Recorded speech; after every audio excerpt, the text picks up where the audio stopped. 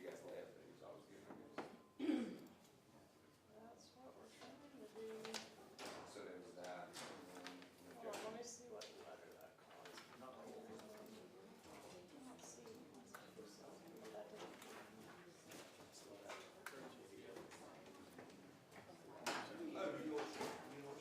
Okay. Okay. Is she here? And then there's an objection called 550. Yeah. I believe he doesn't want to bring it in because he talks about a vote. But if we're bringing it in, we get a bring the call and talks about how she bought the car.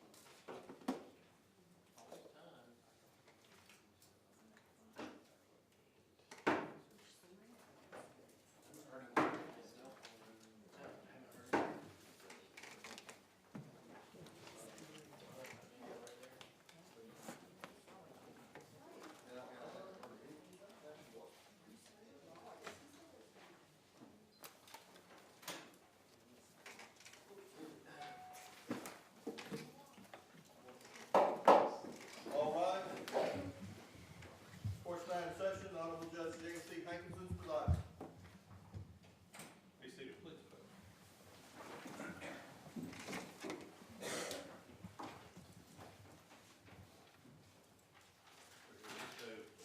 Garcia, Magbanua, and Mr. President, with their attorneys.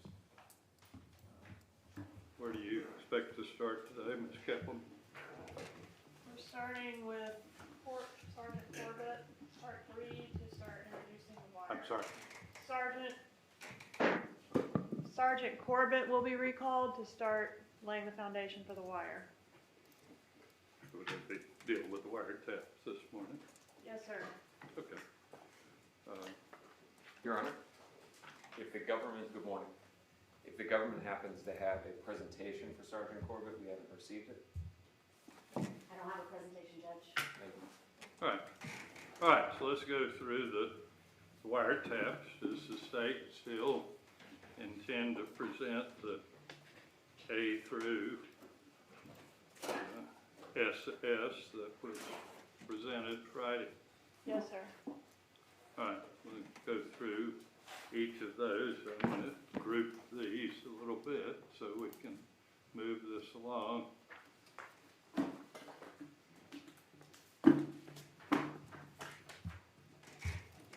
Your Honor, may I lay out a general objection first? If it's real brief. Real brief. With respect to the transcripts, I know that the state, or they've advised me that they're not seeking to have it go back with the jury, so they're staying consistent with the case law. These transcripts were given to us on Friday. They were not shown to us before that. They were not on the table when we were reviewing things. I see from the transcripts themselves that they were produced in early August. The state knew at that time that they would be using these transcripts, should have given it to us then.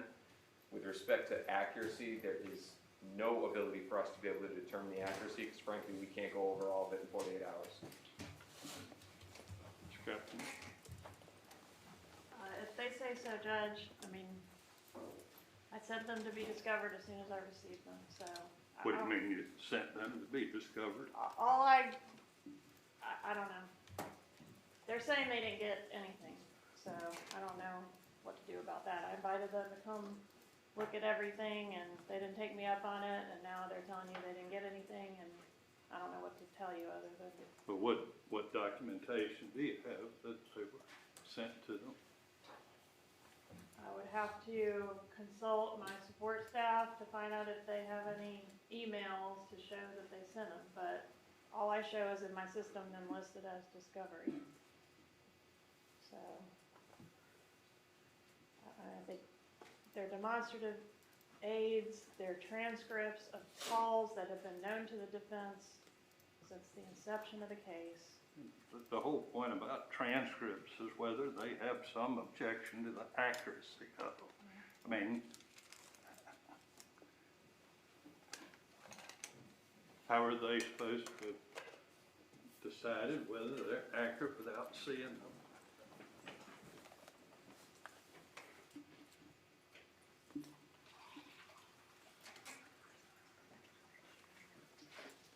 Well, there are some inaccuracies in the transcripts that I noted. I mean, in general, they're accurate, but I think that's why we give the instruction for the jury to rely on the evidence itself, that the transcript is just designed as an aid.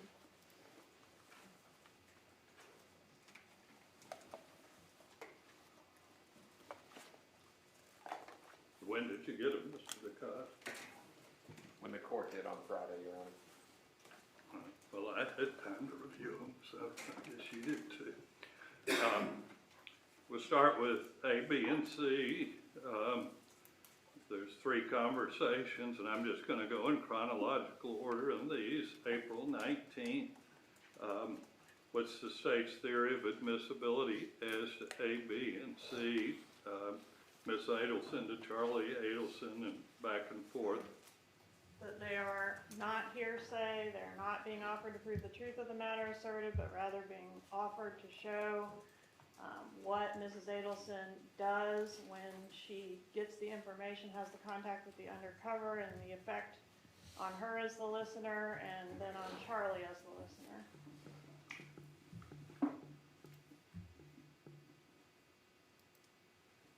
Are you done? Yes, sir. Okay. Yeah, I thought maybe you'd have a question. I assume both defendants object to them as hearsay. Correct. Yes, Your Honor, the state of mind. I'll sustain the objection. A, B, and C will be sustain the objection. It's hearsay. And an academic, perhaps only of academic interest, but I think of significance to the state of law in the state of Florida. I am sustaining the objection because law in the state of Florida at this point says so. Frankly, I think the law on conspiracy, admission of statement, hearsay statements in the state of Florida is outdated. They all go back to a 1949 U.S. Supreme Court case, Krulwich v. U.S., 336 U.S. 440, that's Krulewitch, that says conspiracy ended at the time the conspiracy is ended. Frankly, Krulwitch does not appear to be followed by any circuit courts, federal circuit courts in the United States that I can find at this point in time. I haven't done totally exhaustive research, but Krulwitch predates the federal rules of evidence. It applied the common law definition of conspiracy, which requires that the statements can be in furtherance of the conspiracy charged in the indictment. That's no longer followed by any of the federal circuits based upon federal rules of evidence. Does not require that. Florida law, Florida rules of evidence are almost identical to the federal rules of evidence. However, no Florida case has ever recognized that change. Therefore, I'm bound by the Florida law. But frankly, I hope that if there's appeal out of this, the state needs to take a cross appeal as to that point. There isn't much conspiracy law in Florida, and it just never has been updated, but it should be. But anyway, based upon current binding precedent, I sustain the objection A, B, and C. Next we May I have, add one quick thing to that? Did Your Honor review United States v. Fields? I already cited that on the Yes. earlier motion, okay. So the A, B, and C would not be offered as I sustain their co-conspirator. objection. Thank you. D and E are on April 19th. Charlie Adelson to Ms. Magbanua. And then on April 20th, again, Adelson to Magbanua. Defense wish to be heard on those 3 calls. Your Honor, Mr. Garcia, good morning, Your Honor. Mr. Garcia's position is that if the court does entertain these calls, that we would move to sever the cases between Mr. Garcia and Ms. Magbanua, that if Ms. Magbanua was not a co-defendant in this case, this evidence would not be admissible against Mr. Garcia. And obviously, this is something that incorporates culpability within the government's case towards Mr. Garcia. So with regards to the court's position, that's where Mr. Garcia stands. Magbanua. One brief moment, Your Honor. And what I'm looking for is some special issue with these.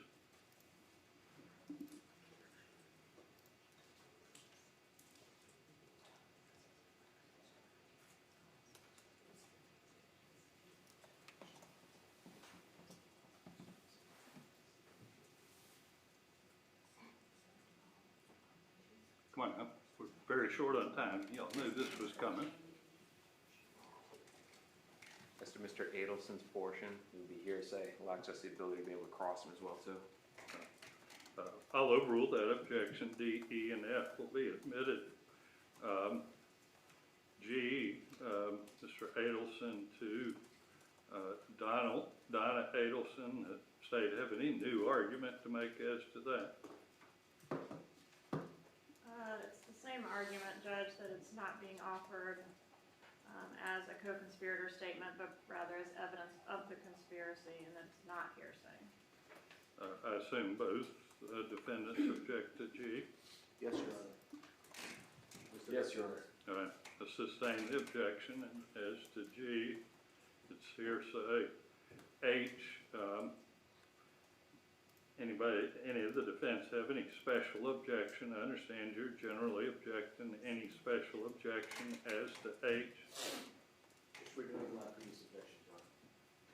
Same and add relevance. Your Honor, I feel that the state is trying to bring in certain phone calls to get sound bites, not to try to establish that there was a conspiracy. Okay. H will be admitted. I and J are Miss Adelson to Charlie Adelson to Donald Adelson, and then back. State have any new argument as to the admission of them? No, sir. All right. I assume the defense is objecting to both I and J. Mr. Garcia, object. Yes, Your Honor. All right. Sustain the objection as to I and J. K, defense have any? K and L, I'm sorry, they're both April 21st. Defense have any special objection as to K and L? Just what's been previously stated with regards to. That's why I'm looking for anything new. Same, Your Honor. All right. I'll overrule objection to K and L, they'll be admitted. M, Charlie Adelson to Donald Adelson on April 21st, and then Charlie Adelson to Harvey Adelson and Donna Adelson on April 22nd. State have any additional argument as to them? No, sir. I assume the defense objects as to M and N. Correct, Judge. Same objection. All right. Sustain the objection as to M and N. Then we have a series of O, P, Q, R. Well, let's leave out R and S. Let's see. O, P, and Q, that's Charlie Adelson to Ms. Magbanua, then Ms. Magbanua back to Charlie Adelson, and then Mr. Garcia to Ms. Magbanua. Defense have any special objection as to those Just a conversation, O, P, and Q? Same objection, Judge. Magbanua? Same objection, Your Honor. All right, I'll overrule that objection, be admitted.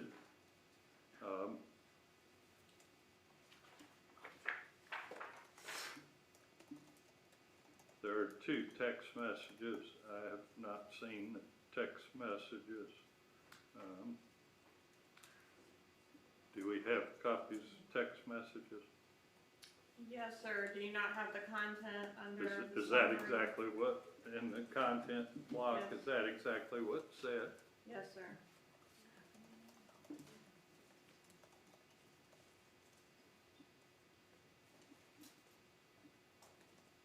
Any special objection to R and S? Actually, no objection from Mr. Garcia.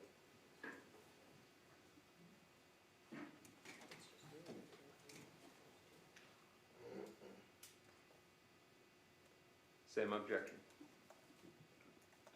I'll overrule Magbanua's objection as to R and S, admit R and S. T and U are conversations between Charlie Adelson and Donna Adelson. State have any new argument as to those? No, sir. I assume the defense objects to both. Yes, Your Honor. Yes, Your Honor. T and U, I'll sustain the objection.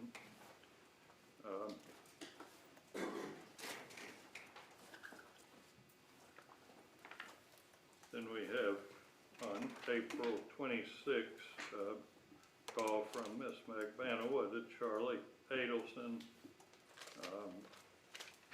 There is a call from Charlie Adelson to Donna Adelson, then a call from Charlie Adelson to Ms. Magbanua, and then a call from Mr. Garcia to Ms. Magbanua.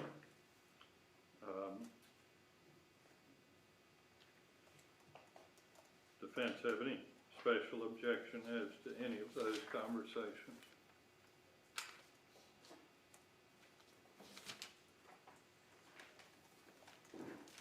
Judge, we saw something on behalf of Mr. Garcia. We do have a question as to authenticity with regards to call Y, number 128, taken April 26th, 2016, at 5. We'll take those up during the course of the proceeding. Any other objection? No, Judge. No special objection, Your Honor. All right. I am going to admit the one call that is Charlie Adelson to Donna Adelson. I assume there's a hearsay objection as to that call. Which call is this? W. Hold on.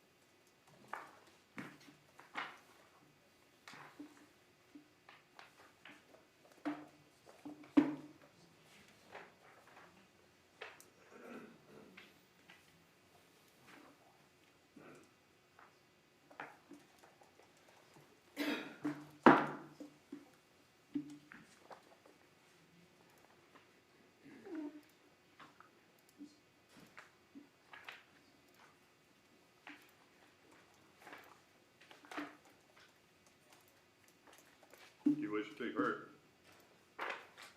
Yes. Same objection. All right. I am going to admit the call between Charlie Adelson and Donna Adelson. I know that's somewhat inconsistent with my prior rulings, but I think that series of phone conversations, there's a showing of a direct connection between them. as to the discussion of the phone number, I think that connection is relevant. The statement is not being offered the truth of the matter, but to show the connection. So I'm going to admit V, W, X, and Y on April 26th. There's Z on Ms. Magbanua to Charlie Adelson.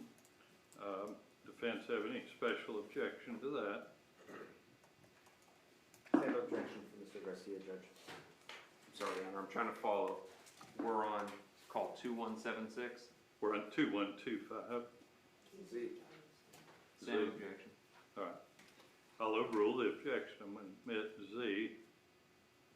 Your Honor, I do have one additional one. I apologize. Okay. So Ms. Kappelman had shared with us the exclusion of some calls because it talks about I'm sorry, you're talking down and I can't hear you. I'm sorry. Yeah, so Ms. Kappelman had agreed to remove out some phone calls because of reference to marijuana or potential marijuana. Before we started today, I let her know that that call references it. That would be an additional objection, because I don't believe that it's been redacted out. There is conversation about that, and it is an uncharged crime. Conversation about marijuana? Correct, Your Honor. Picking up a plant.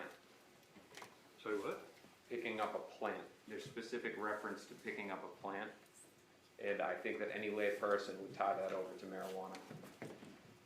Well, this layperson did not. And on page 4, Charlie tells you to smoke a fat one. Actual joint, big effing joint. A big effing, I'm getting this from co-defendant counsel right now, Your Honor. Yeah, Judge, it's on page 4, Son saying on behalf of Mr. Garcia. Charlie Adelson's, the transcript says, go on vacation, leave the effing kids at home, smoke a big fat effing joint, and have a cocktail. That portion has been redacted.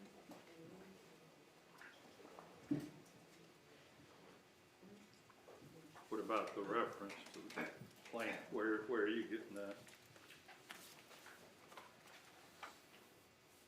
The plant is still in, I don't, Where do you see that, Mr. DeCott? I just have a quote in my notes, I don't have a page and line reference, because we had other things besides reviewing these transcripts to do this weekend.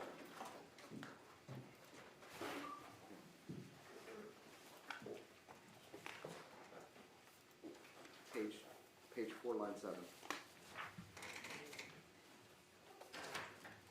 No.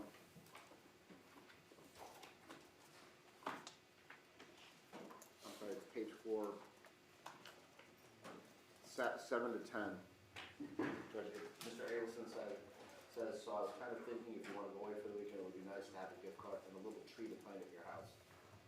That's been redacted on that copy. Thank you. Has that been redacted from the tape? yes, sir.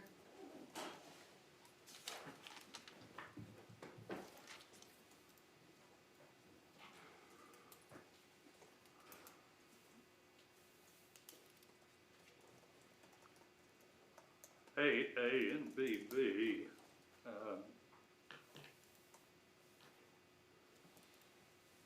kind of on the fence about, truthfully. It is Donna Adelson to Charlie Adelson and then back the other way. Kind of explains the wrong number that apparently is being used. Show the connection between the other calls. I'll hear any argument on AA and BB that you want to make specific as to that situation. Again, Judge, it's not being offered for the truth of the matter asserted. It's actually not true because Charlie has asked Ms. Magbanua to call the number. Ms. Magbanua has indicated to Mr. Adelson that she did call the number and nobody answered, and he's now relaying that to Mrs. Adelson. But no one's actually called the number yet. So it's not that they have the wrong number, it's just that they're lying to each other about having attempted to call it. Defense.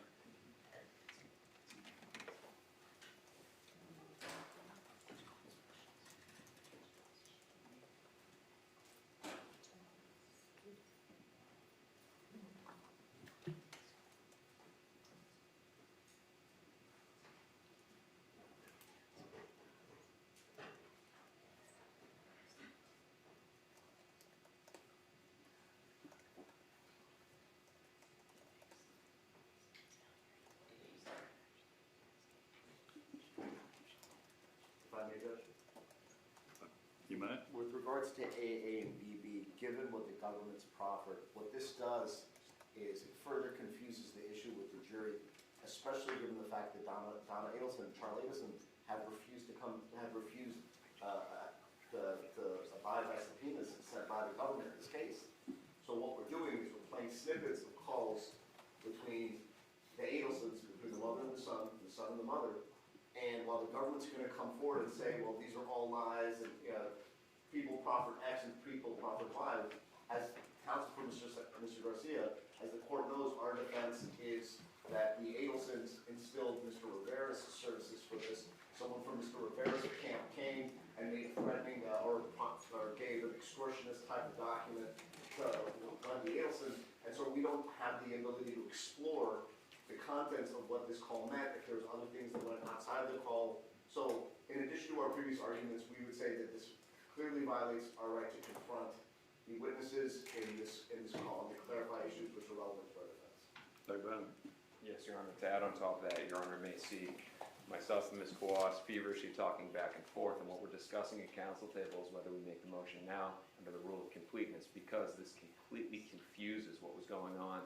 I'm not making that argument now, but allowing in just one side of all these conversations would be very misleading and confusing to this jury, because there was completely different conversations going on that were causing the conversations between Charles Adelson, Katherine Magbanua, and then Katherine Magbanua and Sigfredo Garcia. They're just seeing the tail end of it. That paints a very different picture. I'm Our going to position allow is that A and BB, so overrule the objection. So take us to CC through EE, which are calls between Charlie Adelson and Ms. Magbanua. Anybody have any special argument as to that from the defense side? Judge, I just want to clarify, you are admitting A and B. I couldn't. A and BB will be admitted. With regards to CC, we'll stand on our previous objection. CC, DD, EE, any special objection? No, Judge, not from Mr. Garcia. nothing special, Your Honor. I'm going to allow CC, DD, and EE. Sustain the objection as to FF and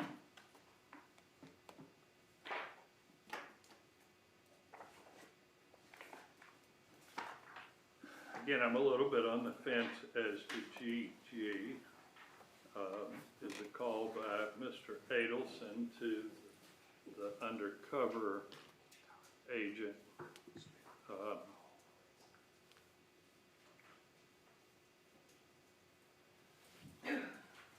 Particular argument the state wants to make on that?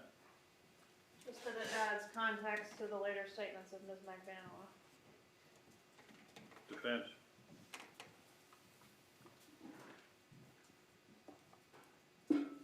This again, Judge, this goes towards our previous argument about our right to confront Mr. Charlie Adelson regarding the contents of this conversation and the previous objections that we previously made. Magbanua? Would Your Honor mind if I remain seated? You may. Move faster. If you keep your voice up. Same objection. I'm going to allow GG. Then we have, just says unanswered. I guess that means there's no conversation, Ms. Kaplan. That's correct. All right. And then we have series of conversations between Ms. Magbanua to Mr. Adelson, Ms. Magbanua to Mr. Garcia, Ms. Magbanua to Mr. Garcia, and back and forth between the parties. On April 28th, that'd be HHII, simply a text message. JJ, KK, LL, MN, MM, then NN, which is a text, and OO, which is another phone conversation. Anybody have any special objection from the defense side as to that series of calls?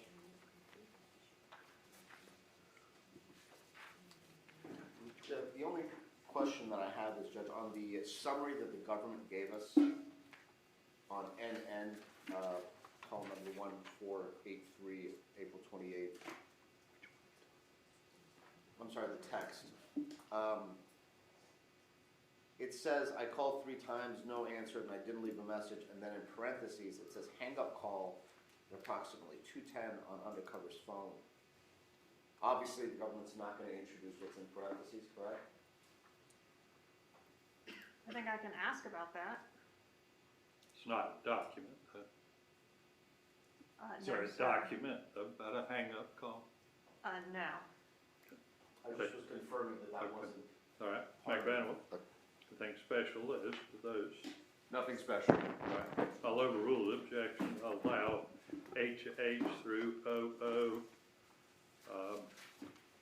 PP is on the following day, April 29th, Adelson to Miss Magbanua. Then there's May 13th, Adelson to Miss Magbanua, and then from Miss Magbanua to Charlie Adelson.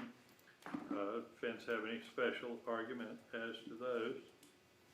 Not for Mr. Garcia, Judge. Your Honor, under the rule of completeness, I would argue that calls 3769, 3939, and 2656, these are calls on. I don't have any of those before me. We'll take those up when you offer them. Understood, Your Honor.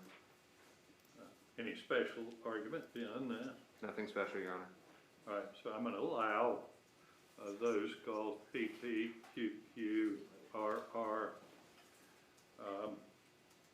The last one, SS, I'm just struggling to see the relevance of the call. You wanna explain any relevance of that, Ms.? This is the Okay, call I'm- that's previously been admitted with Ms. Johnson. The 180 was admitted, Johnston to Charlie. I'm talking about the one above that. SS Oh, says Adelson to Magbanua. yes, that's being offered to show that Mr. Adelson was paying for, Ms. Magbanua's Lexus repairs. Defense?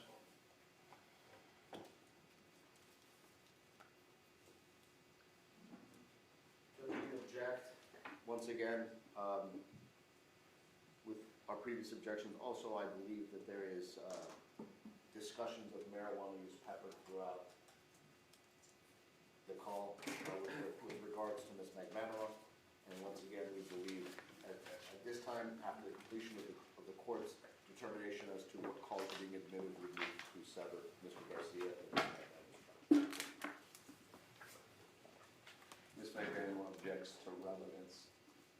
Your Honor, again, I believe that the government is trying to get in certain calls to have sound bites and things to argue. There's no relevance of the things being paid for. Throughout this entire trial during the state's case, they've entered in text messages, other evidence that Charles Adelson was paying for things for Katherine Magbanua well before their thought conspiracy. This does not add to any conspiracy if they have more evidence of conversations of things being paid for. It's not relevant, Your Honor. Further, Ms. Kaplan?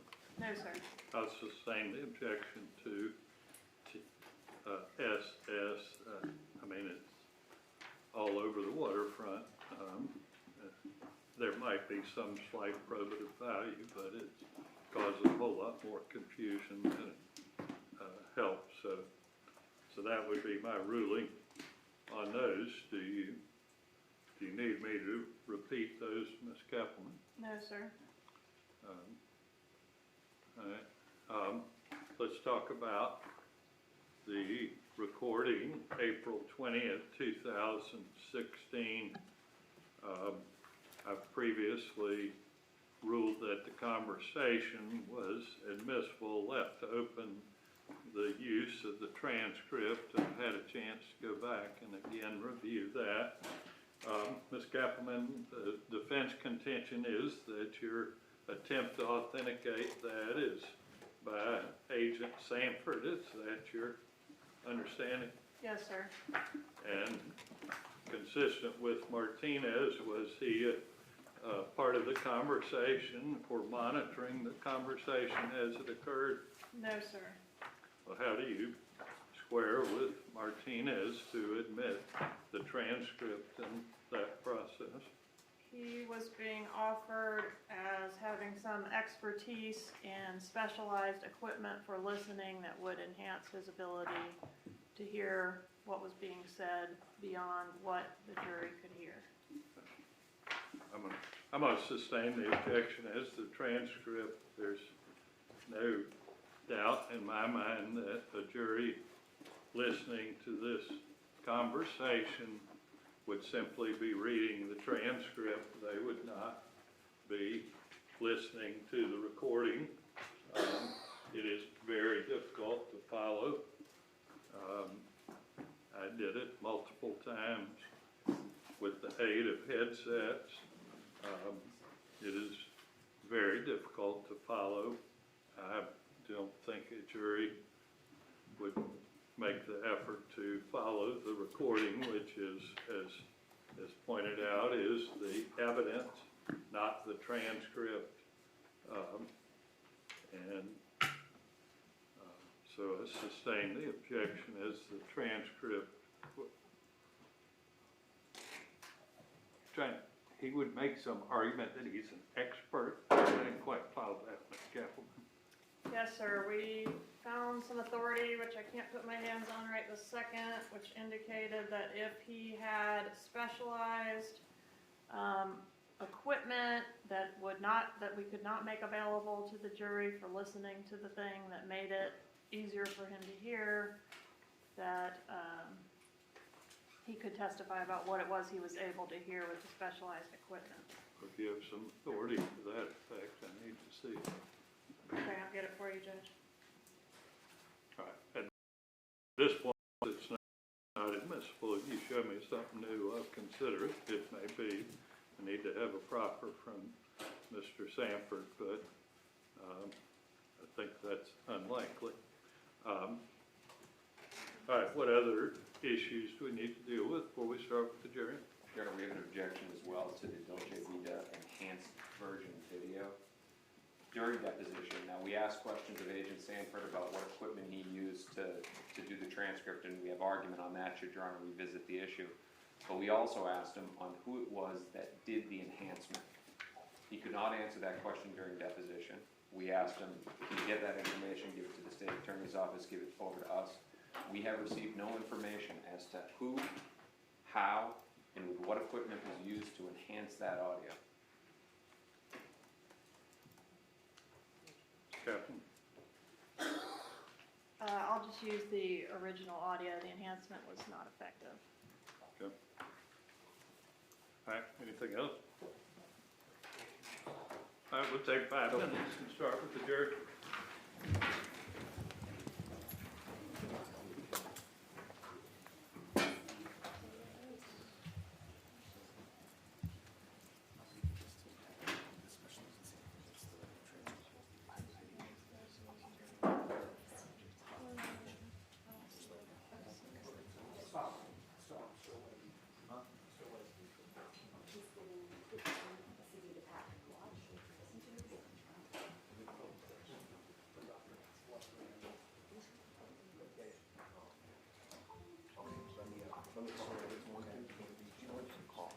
I'm okay with giving this a hand, right?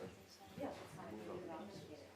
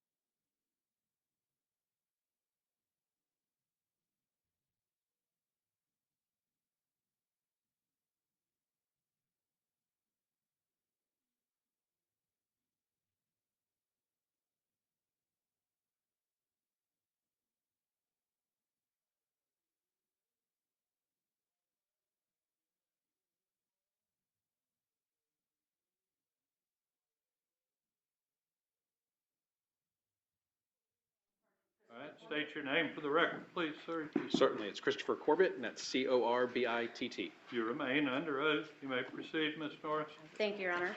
Good morning again, Sergeant Corbett. Good morning. I want to start by just clarifying one thing you were asked last week about your marital status. Are you married to anyone on this prosecution team? No, I'm not. All right. So were you involved in securing a wiretap in this case? I was, yes. What is a wiretap? A wiretap is sort of a general term for an order that allows us to actually, law enforcement, to actually intercept the content of communication.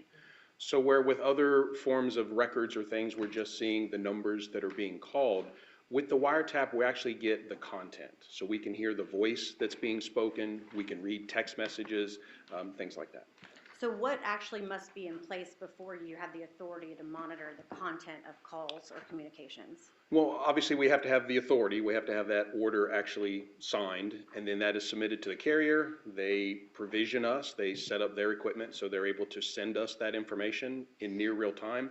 And then once all that's in place, we're able to do it. What are the grounds for being able to get a wiretap on someone's cell phone? That's a legal issue. Move on. Yes, sir. The court authorizes wiretaps. That's not a law enforcement decision. All right, Yes, sir. proceed. So it's not true that law enforcement can just always listen into someone's phone calls? That's correct. We cannot. Okay. Can you explain to the jury what kind of equipment is used to do this type of monitoring? Certainly, it is a rather complicated task, as you can imagine, but we do have software, computer-based software that assists us in listening or monitoring those communications. It displays for us the calls, it tells us the number that's calling in or being called, and it gives us some control in being able to stop and start the recordings, or enter information. We do synopsis of the calls as they're coming in to kind of generalize what that communication was about, so that when the case agents are reviewing it, they can see, kind of a written synopsis of what that call was involving. Is there any involvement of the actual phone company or carrier? Oh, absolutely. I mean, they're the ones that has to provision equipment to send us that information, and then troubleshooting along the ways. If something's not happening or we're not getting everything that we're supposed to, there may be some additional contact with them. Is the monitoring done live in real time? Yes, it is. And you mentioned something about stopping and starting the recordings. Do you have to go through, you and the people who are conducting the monitoring of these conversations, any kind of training on how to do the monitoring? Yes, there is. Anyone who's going to monitor the intercept is, one, very thoroughly briefed on the case itself, so they know the persons that are involved. They know the types of evidence that we're looking for, whether it be about, conspiracy or money or weapons or whatever it may be. They're aware of the types of evidence that we're seeking. And then yes, they monitor in real time. We're not allowed to listen to all conversation, so the wiretap, we have to be able to minimize or not listen to either privileged communication or stuff that's not relevant to our case. So we do have a mechanism, as I mentioned, to stop the recording, and then we kind of spot check it to see if that conversation has come back to something that we're allowed to listen to and is relevant to our case. So you can't just listen to everything constantly from beginning to end of a conversation? That's correct. Again, only things that are relevant to the goals of our investigation are we allowed to listen to. Are you limited in time as to how long you can listen to something to determine if it's relevant or not before you do the minimization? We are, and that varies a little bit by who may be party to the conversation, the experience of the monitor, and there's a lot of things that go in to exactly how long it takes us to determine whether that conversation is relevant or not. But once we make that determination, then yes, then we minimize the things that are not relevant to our case. When you're listening, do you have to be on the lookout for code talk? Yes, it is common. People don't speak openly or plainly. Judge, I have an objection to this.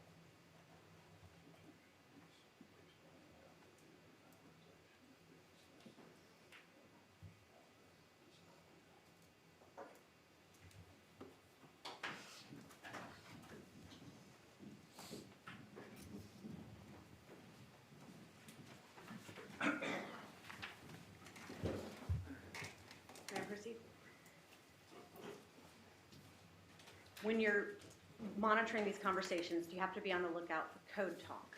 Yes. As I was saying, it's quite common that people engaged in criminal activity don't necessarily speak openly about it, and they do use either code or some other ways to communicate to kind of mask maybe the true meaning of what they're saying.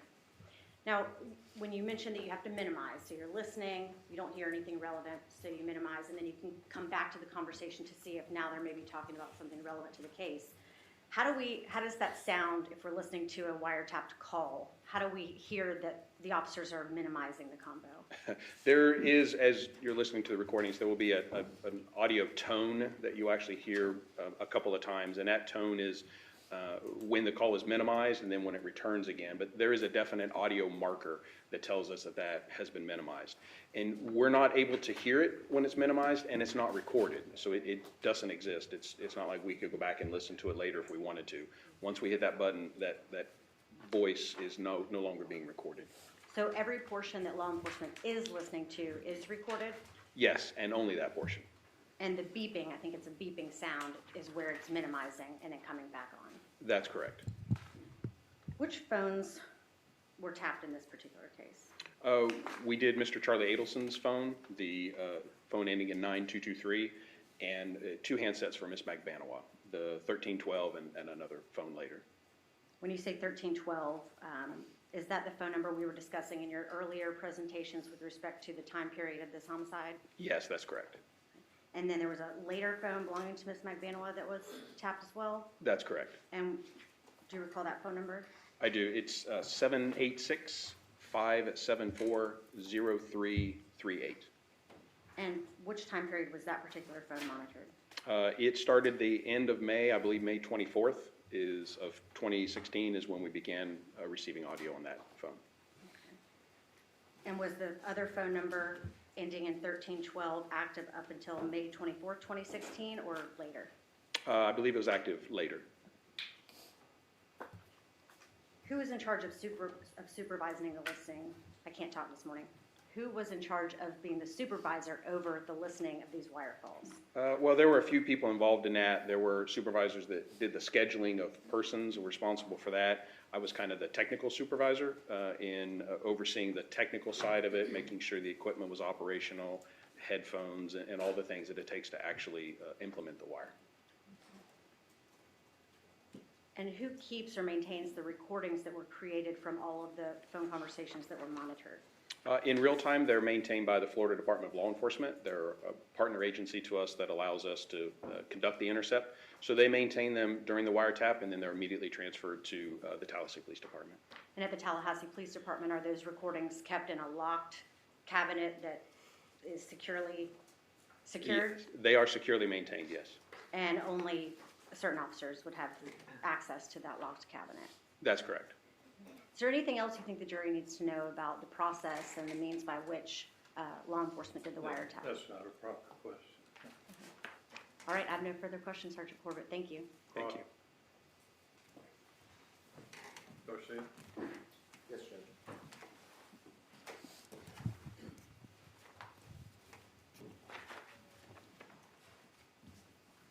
Good morning, Sergeant. Good morning. Whose decision was it to focus on Charlie Adelson and Katherine Magbanua's numbers? Well, that was certainly would have been the case investigators or the investigative team as a whole. And I don't, it didn't focus to the exclusion of other people, but they were certainly of interest in our investigation. But these are the only 2 numbers that you guys were able to obtain Title III wire intercepts for, correct? 3 numbers. I apologize. These are the only 2 people whose phone conversations you were monitoring, correct? That's correct. Now, you're aware of the bump that was used to catalyze the intercept, correct? I am, yes. And you'll agree with me that in the bump, somebody poses as a Latin king, correct? I believe so, yes. And this person approaches Donna Adelson and gives her, I don't know if it's called a ransom note or a request or just a document that's the purpose of that document is just to initiate chatter, correct? That's correct. Who, now, if you remember, we had conversations with regards to where Luis Rivera was staying. That's Correct? correct. Yes. And there was an issue where we proffered to you that he had a home address that was on his license, correct? You remember that? Yes. Outside the scope, Your Honor. Just to tie this into the wiretap process. Well, it's, Saying that. I'm getting there, Judge. Just give me just a We little gotta bit be of, a little quicker getting there. a little leeway. All right, so you remember Jessica Rodriguez, right? I do, yes. All right, and that was the person whose residence you had listed under Rivera residence, correct? That's correct. Did law enforcement initiate a Title III wire intercept on Jessica Rodriguez? We did not. And you'll agree with me that he, according to your own testimony, had been residing there, laying his head there every night from the beginning of this conspiracy until after the conspiracy, correct? I don't know the exact time frame that he was residing there, but certainly during the times that I was looking at, we thought that he was, yes. And it was your testimony to this jury that he laid his head there every night, right? Pretty much? Pretty much, yes. Okay. And that you're aware that he was the father of multiple children with Ms. Rodriguez, correct? I'm not personally aware of that, no. Now, let's talk about the minimization. There is an agent that makes a determination as to what calls to terminate and which calls to memorialize, correct? That's correct. And you weren't one of those agents, correct? I assisted in monitoring, very limited. If someone needed a break or something like that, or we needed extra people, then I may do a small amount of monitoring, but for the most part, no. So there are other agents. Were these FBI agents or were they local law enforcement? I believe they were all Tallahassee Police Department members. And the people that made the determination to minimize these calls, whatever occurred after the minimization was initiated, that's lost data, correct? That's correct. And give me 1 second, Judge. So Tara, these three are. I just want to make sure that thing happens.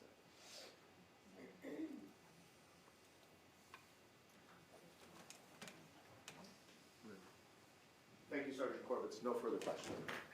Magbanua? Morning. Good morning. I feel like everybody's talking really fast right now. So again, we have wiretap set up for Charles Adelson, right? That's correct, yes. Katherine Magbanua. Yes, You work at TPD. I do. The theory of the case is that the Adelsons are behind this. That is, yes. Not one wiretap on any Adelson. Let me correct that. Wendy Adelson, wiretap. No, Harvey Adelson, no, Don Adelson, no, Jessica Rodriguez. no. This could have been done. I don't know that I can speak to whether the authority existed or not for anyone else. One could say it would have been cumbersome. It would have been a lot of work, but we're talking about multiple law enforcement agencies, right? Yes, and I don't know that cumbersome is certainly not the reason to do or not do an investigative task here, but I cannot speak again to the authority or the decision on whose phones were going to be intercepted. So you can't tell this jury why Wendy Adelson's phone was not tapped. That's correct. So we don't know who she was contacting. We do know who she was contacting. We have phone records, we have communication records. We just don't have the content of those communications. You have phone records for these people in 2016? For some, yes. You don't have them for Katherine Magbanua? In 2016, Call detail records? yes, we do. We can go sidebar, Judge?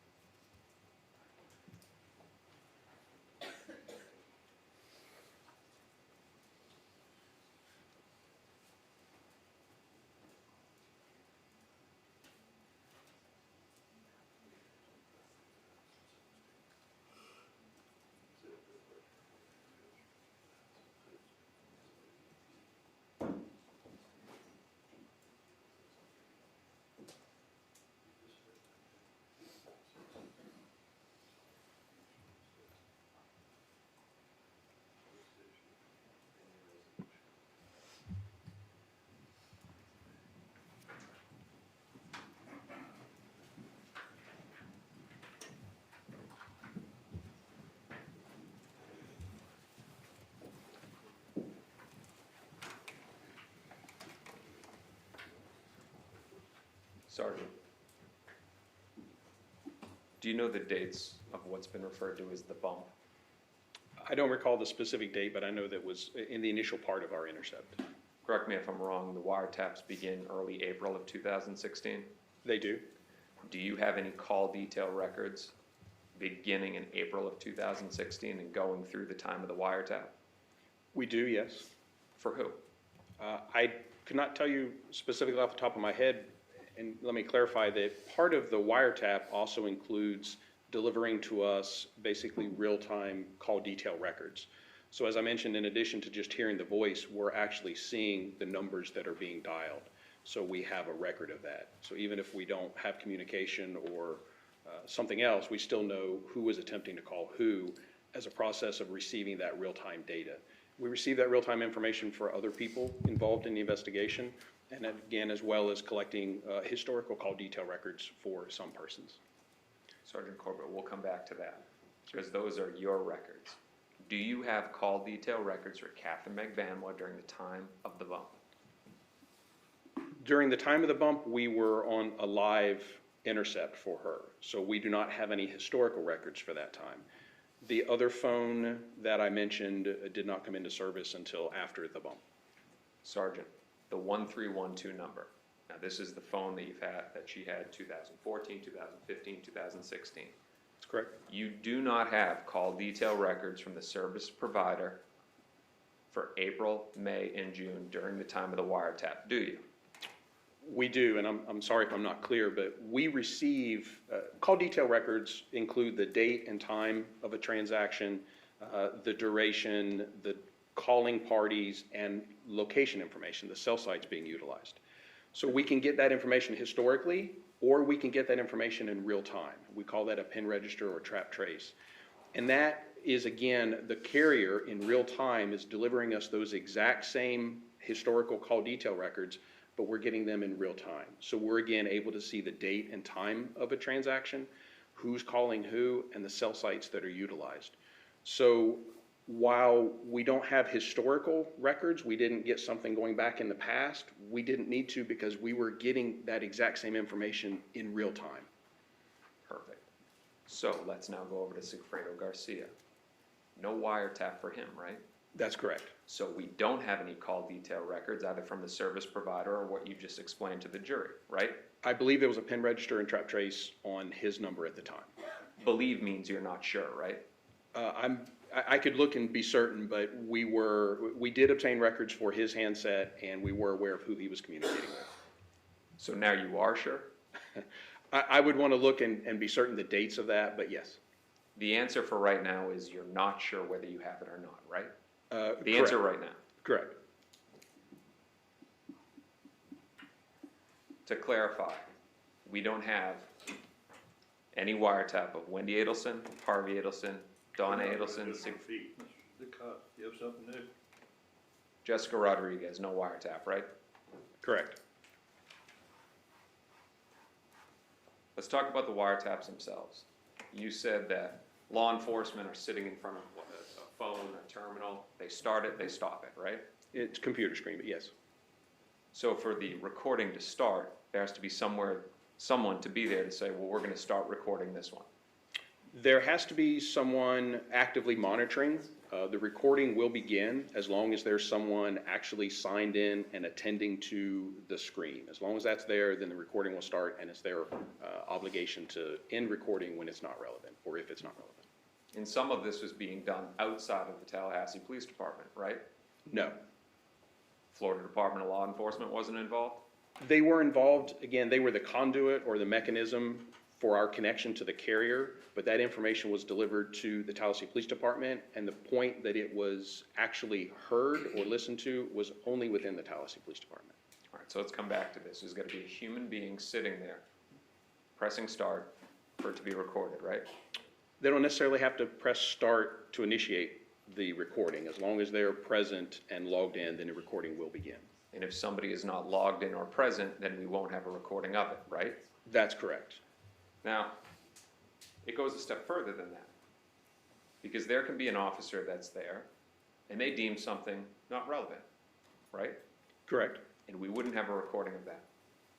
As long as they minimize that portion of the conversation, then no, we would not have record of that. Well, they could deem the entire call not relevant as well, too.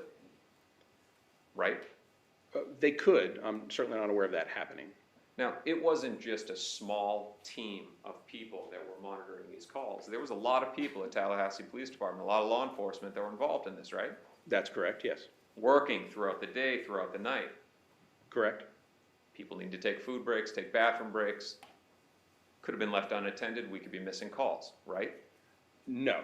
Again, the scheduling of officers took into account all of that, and there were people to provide relief or breaks, something that I did myself. If someone needed to be away from the terminal, then someone else could log in and take that. Or if it's really slow, one person could monitor multiple lines. So there's not a reason that we shouldn't have at least attempted to listen to calls. At the end of the day, though, it's within the discretion of people at Tallahassee Police Department of what's recorded and what's not, right? Yes. Who monitors you? The supervisors and the case agents. Outside of Tallahassee Police Department, who monitors this whole process?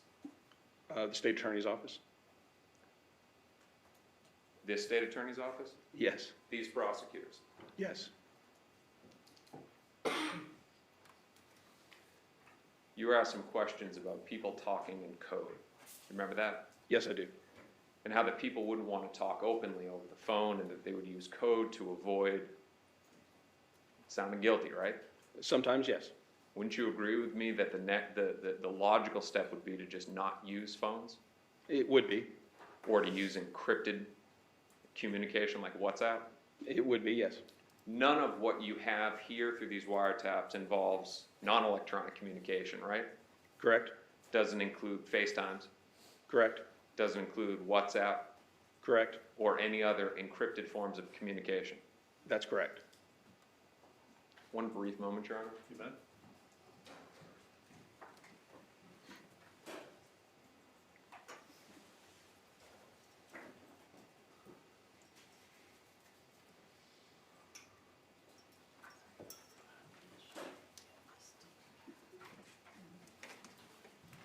Sergeant, last few questions. The wiretaps begin early April, they end mid-June. Early June, yes. You have, and correct me if I'm wrong, 359 recorded phone calls? I believe we probably have more than that. I don't know the exact number. Is it around that number, give or take 50? Well, between the three intercepts, it could be around that number. And given the fact that Katherine Magbanua was one of the only two people that was being recorded on those wiretaps, you agree with me that it's a lot of her phone calls that are being recorded? Well, the number of phone calls being recorded would be directly relative to how frequently someone is on the phone. If they're communicating a lot, then there would be a lot more recordings than if they were not. But it doesn't, we don't have an effect on how many are actually made. My question was a lot simpler than that. You have the recordings, right? We do, yes. A lot of them are of Katherine, right? They are, yes.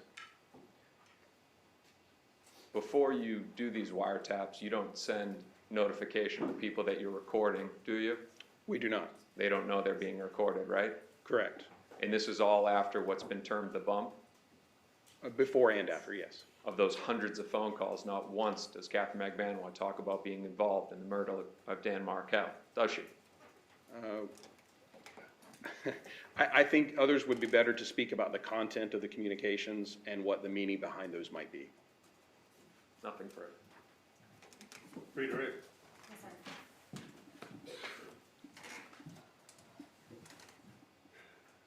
You were asked some questions about who oversees law enforcement, and you mentioned the state attorney's office is involved, and it's also oversaw by a court, correct? That's correct. There is, the judge ultimately oversees, there are periodic reportings that are made to the judge on a 10-day or Relevance.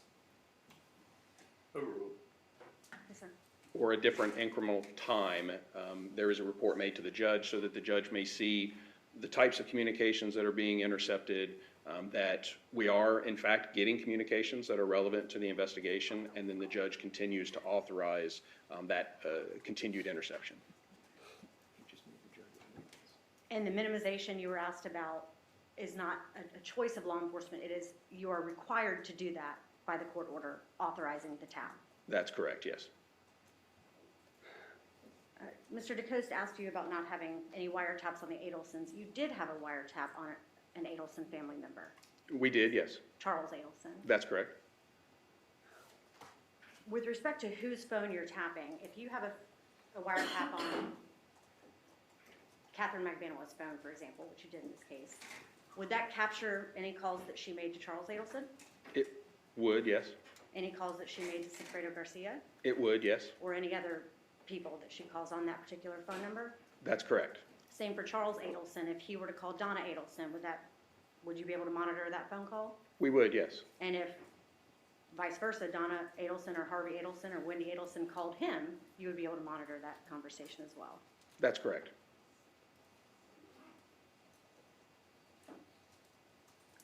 Can you go back in time and do a wiretap? No. Okay. So you have to have everything in place to monitor calls in the future. That's correct, yes. So we can't go back to June or July 2014 to listen to content of conversations. No, we can't. And what is the purpose? I know you were mentioning shifts.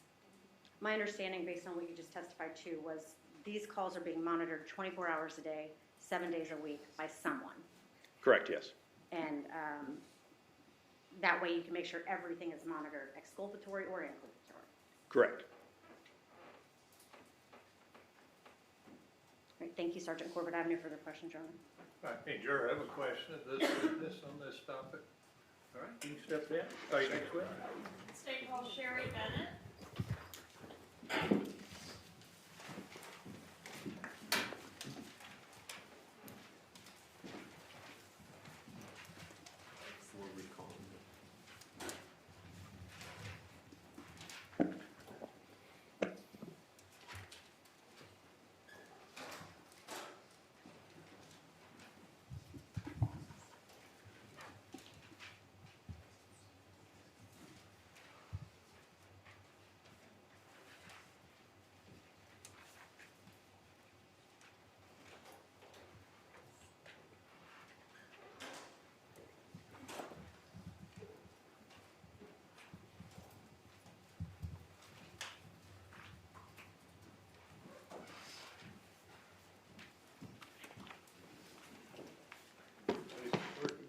Please.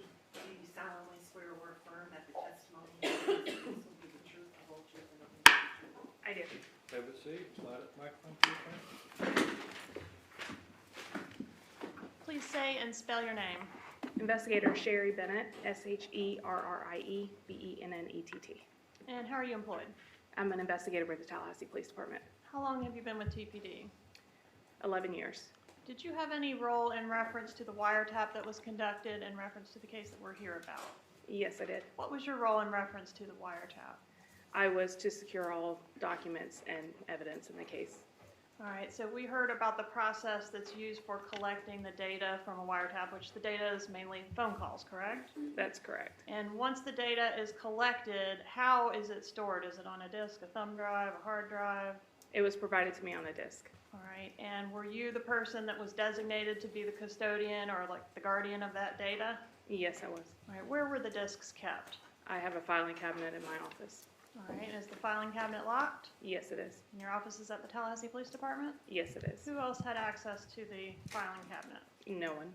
All right, have you had an opportunity to review the disk States Exhibit 138? Yes, I have. Does States 138 contain fair and accurate, complete copies of calls that were made and stored by you as the custodian of these wiretap recordings? Yes, it was. No further questions. Garcia. No questions for Mr. Garcia. Magbanua. No questions. You can step down. Oh, you next witness? State House Pat Sanford.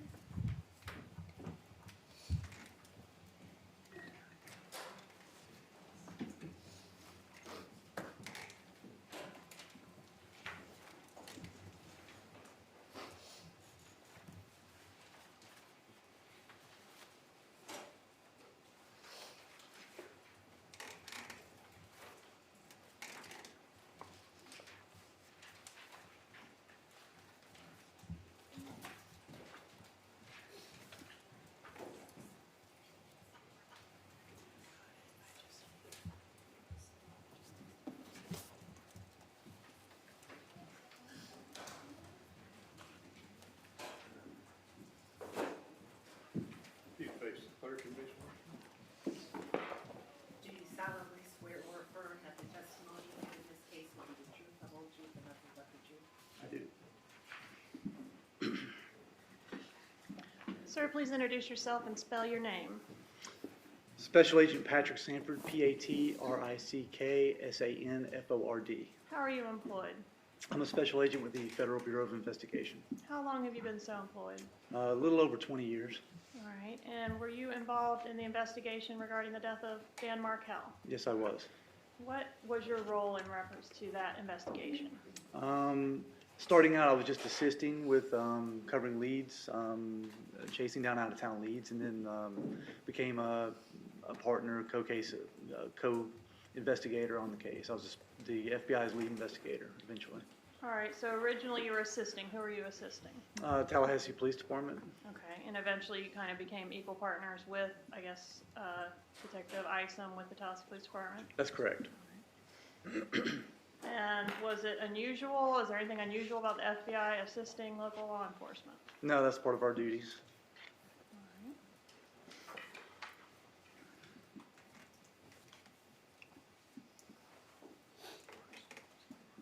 Can you talk a little bit about what, if any, efforts you made to identify any connection between Luis Rivera and Charlie Adelson? Yes, we started out, once we identified Mr. Rivera, I did a thorough, extensive background, I should say, on all of his past history, where his former addresses that he lived at, former phone numbers that he had. Once we did that, we already had all the phone numbers from Mr. Adelson, and we compared all those numbers to try to cross-reference and scrub, basically is what we call it, scrubbing our databases to see if there's any links whatsoever between the two of them, any phone calls, any way they would have crossed paths or anything like that. And with what result? There was negative results. There was no contacts whatsoever between the two of them. Are you familiar with the federal RICO investigation that included a wiretap on Mr. Rivera's phone? Yes, I am. And that was a separate investigation from the murder investigation, correct? That's correct. That was conducted down in Miami.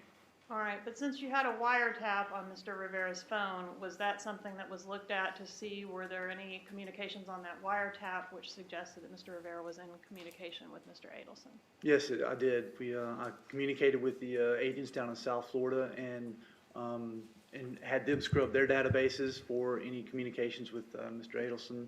Also, just compared any communications that they had with his co-defendants also, and tried to compare with any of our phone numbers that we had. We also took the phone numbers subscriber list basically from their case. They provided it to me, and I provided it to TPD to compare with all of the phone numbers that we had involving this case. Okay, and I want to talk about Mr. Rivera's proffer in a moment. Were you present for some meetings with Mr. Rivera? Yes, I was. Okay, but I apologize for jumping around a little bit. First, I want to approach with states 85 and 86.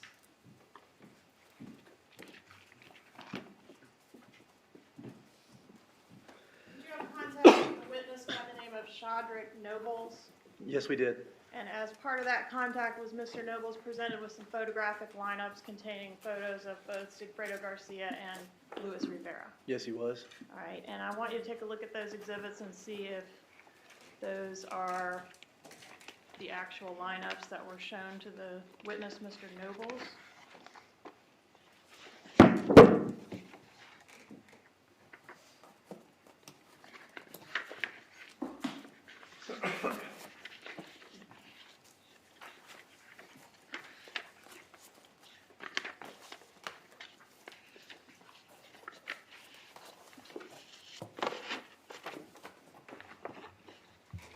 That one was of Mr. Rivera.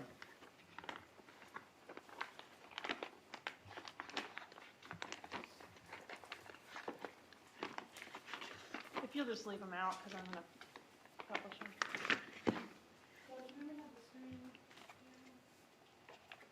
I don't know how to do it. I'm afraid to touch that thing. If you move it wrong, it starts flashing disconnected, and I'm not going to be responsible.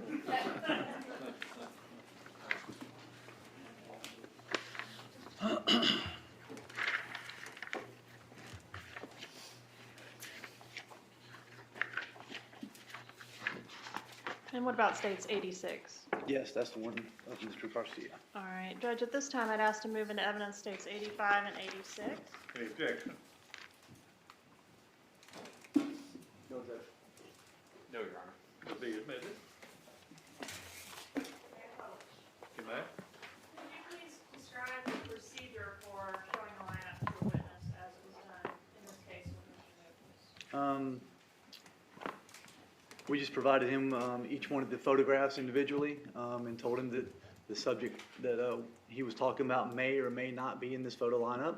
Showed him one picture at a time and then turned the photo over and let him see the next photo. Was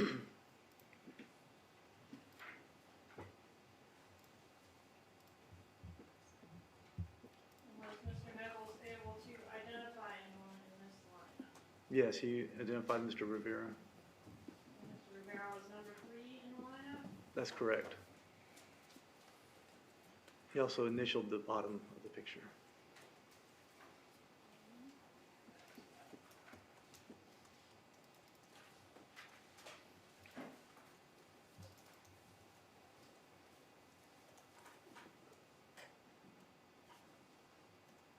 So these are Mr. Nobles' initials indicating that's one of the suspects he identified? That's correct. All right, and what about in reference to Mr. Garcia? Was the same procedure used there? That is correct.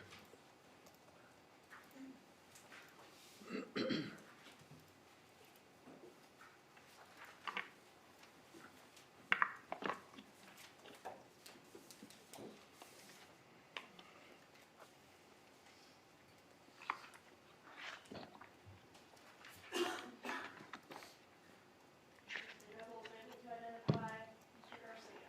Yes, he was. Is this Mr. Garcia? Yes, it is. Mr. Nobles' initials? That's correct.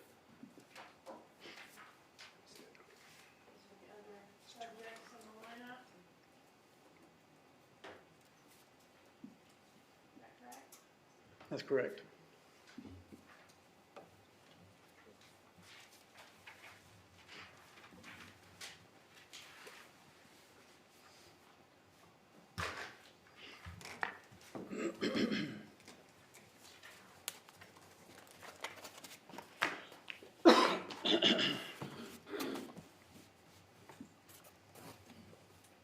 All right, you mentioned being present at Mr. Rivera's proffer. Were you present at the 9/30, September 30th, 2016 meeting? Yes, I was. And who else was present at that meeting? Investigator Isom, Mr. Rivera, Mr. Rivera's attorney, Mr. Collins. Which Mr. Collins? We got a couple of those if you know. I believe it was the older one, Okay, David Collins? David Collins, All correct. right. And do you have any recollection of a procedure where information was passing back and forth between Mr. Rivera and law enforcement through the lawyer, Mr. Collins? I'm sorry, can you repeat that Do question? you have any recollection of a procedure that was used at that meeting whereby information was traveling from law enforcement back and forth to Mr. Rivera with the lawyer being used as a go-between? No. So what was the procedure at the meeting that you were present for?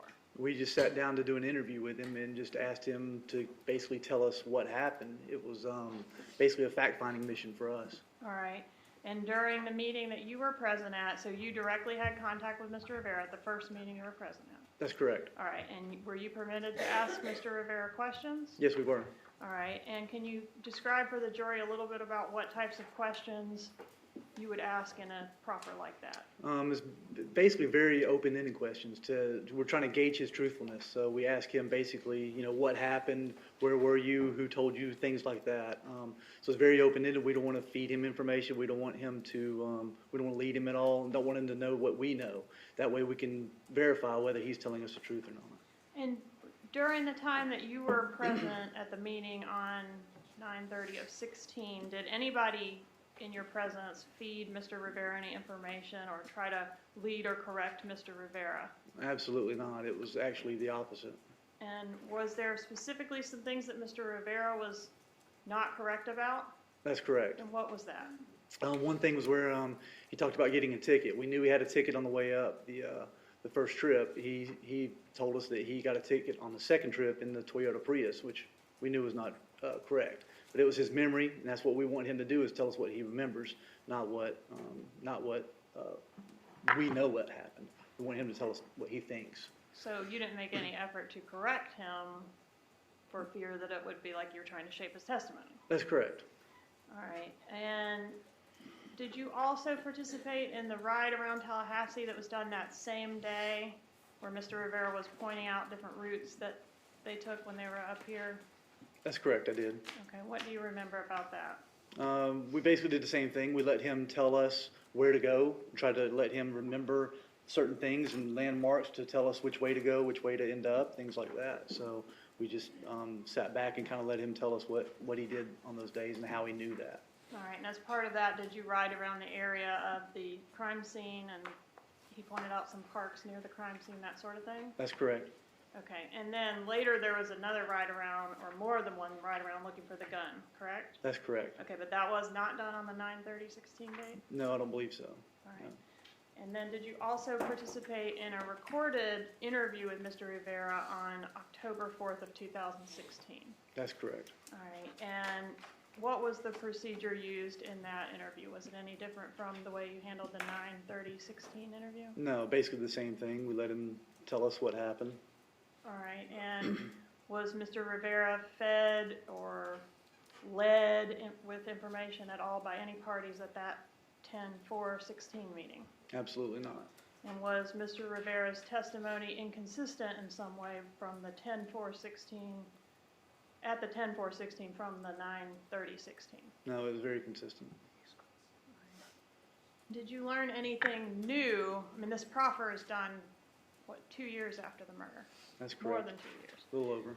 Was there anything new that you learned from Mr. Rivera that law enforcement had not already known or was able to corroborate independently from the information you already had? Yes. What was that?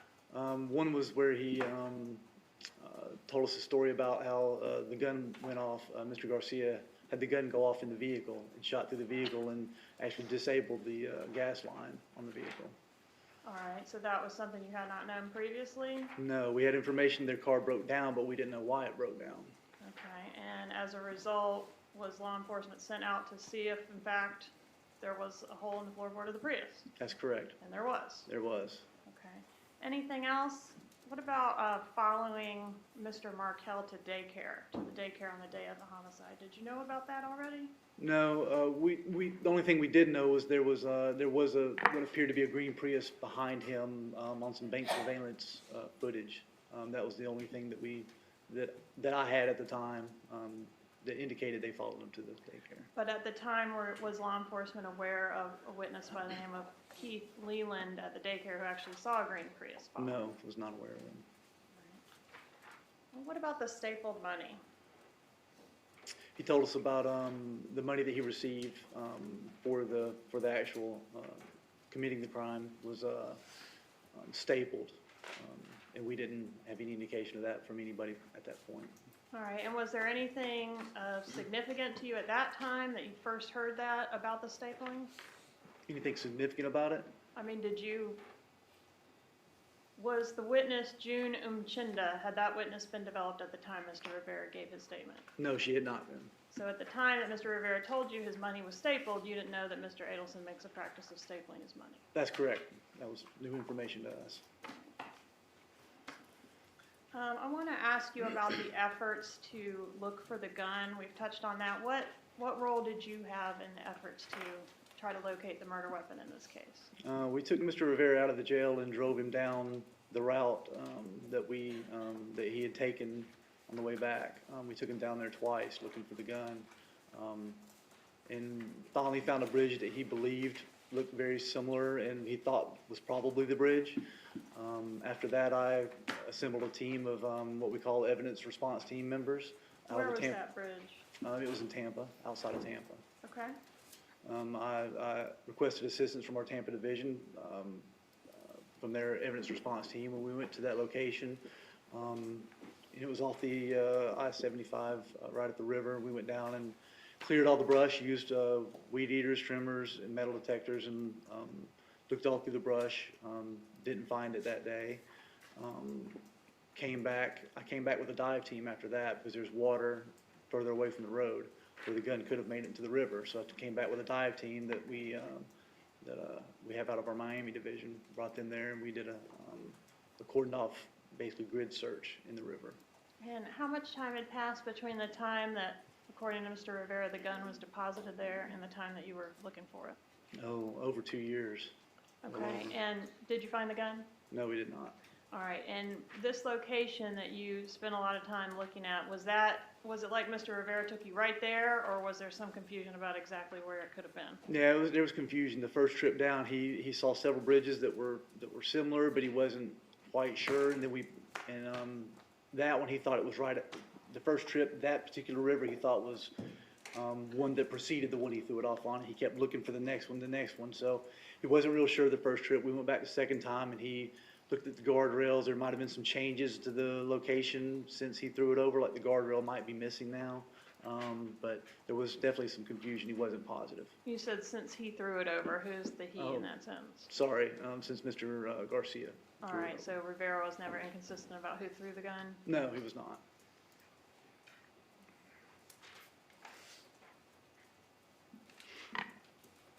We've learned about a black Lexus that Ms. Magbanua was driving. Do you have any knowledge of that black Lexus? Yes, I do.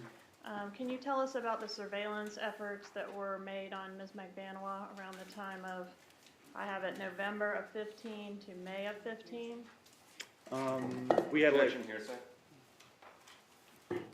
But let's hear the question. Let's ask a little more specific questions. What surveillance efforts were being made on Katherine Magbanua between November of 15 and May of 15? A sustained effect to the extent he's reporting what somebody else has told him. Okay, do you have any personal observations that occurred during that time? yes, I did. All right, could you tell us about those, please? We had video surveillance on her residence at that Okay, time. and that's something that you reviewed? It is. And was Ms. Magbanua observed during that time frame driving the black Lexus? Yes, she was. Okay. And was Ms. Magbanua driving the black Lexus at the time of her arrest? Objection, best evidence and proper opinion. Overruled. Was Ms. Magbanua driving the black Lexus at the time of her arrest? Yes, she was. All right, I want to talk about the undercover operation, or what's been referred to as the bump.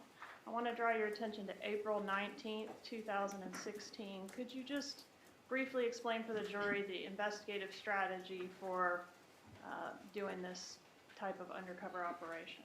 Sure. We had good evidence that on who committed the crime. We also had good evidence on. Objection, improper characterization of the evidence.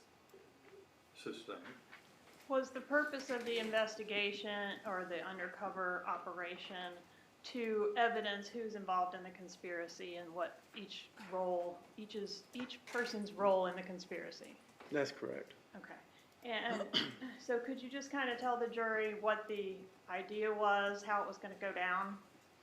We wanted to bring an undercover in who pretended to be a gang member who was an associate of Mr. Rivera.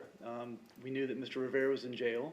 We knew that Mr. Rivera was having financial issues, and we wanted to insert somebody into the equation to get people talking again, because it had been over a year since the crime was committed, and we knew that they probably weren't talking about it anymore. So we wanted to try to gather evidence on who was actually responsible for creating the crime and committing the crime. So we wanted to insert that information in there and have them start talking and communicating again. And what was the undercover supposed to do? He was supposed to approach Mrs. Adelson and provide her with a flyer, basically, that just had information about the murder. It was basically a news article, and just basically tell her that he was friends with who he called Tato, which is Mr. Rivera, and that he knew everything, and that he wanted her to help him out financially. He was hurting financially and wanted the family to help him out financially. Were you present during this, what we're calling the bump, the contact between the undercover and Mrs. Adelson? That's correct, I was. All right, did you see the flyer that the undercover handed to Mrs. Adelson? Yes, I did. Could you describe it for the jury, please? Objection, hearsay, best evidence. Overruled. It was a news article that we printed out off the internet. And Did it have then a photograph of Mr. Markel? it did. Okay, and what else? Was there anything handwritten on the news article? There was. We wrote the number $5,000 and a phone number of the undercover agent. Do you have that phone number with you? You could tell it to us? I do. It's 305-712-6570, I believe. And was that gonna be a number that law enforcement would monitor if anyone called it? It was. It was an FBI number that we had established.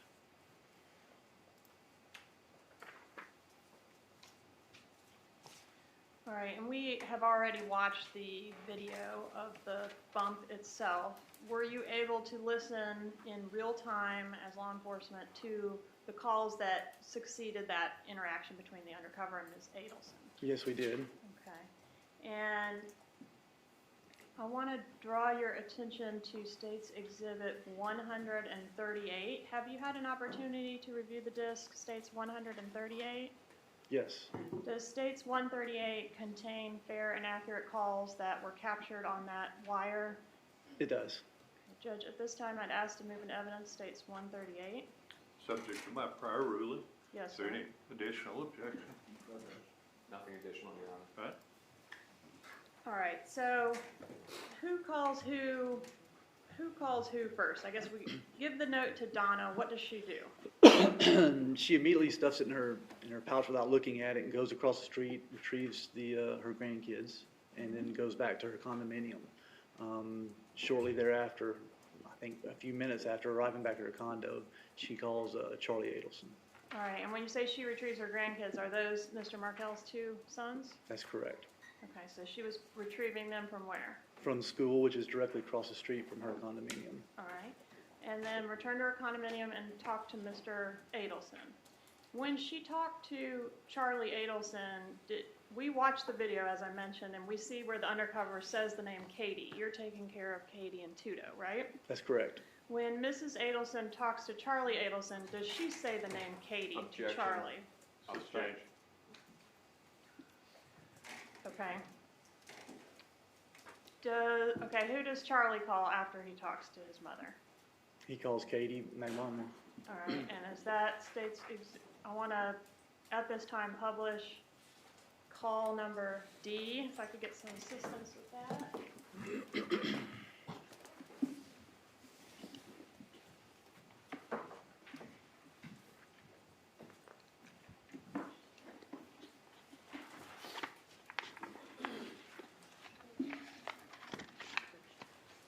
Permission to hand out transcripts for call D. You mind? Let me give them an instruction though first. Hold on a second.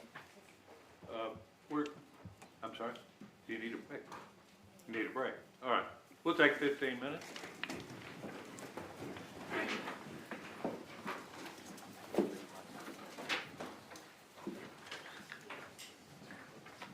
Sorry, I kind of lost track of time.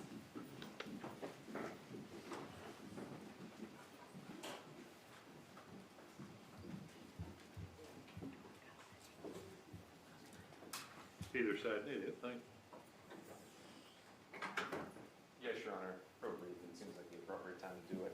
In the event that the government is going to ask this witness for any opinions about any of these phone calls, we would object, we would have a standing objection to the proper opinion.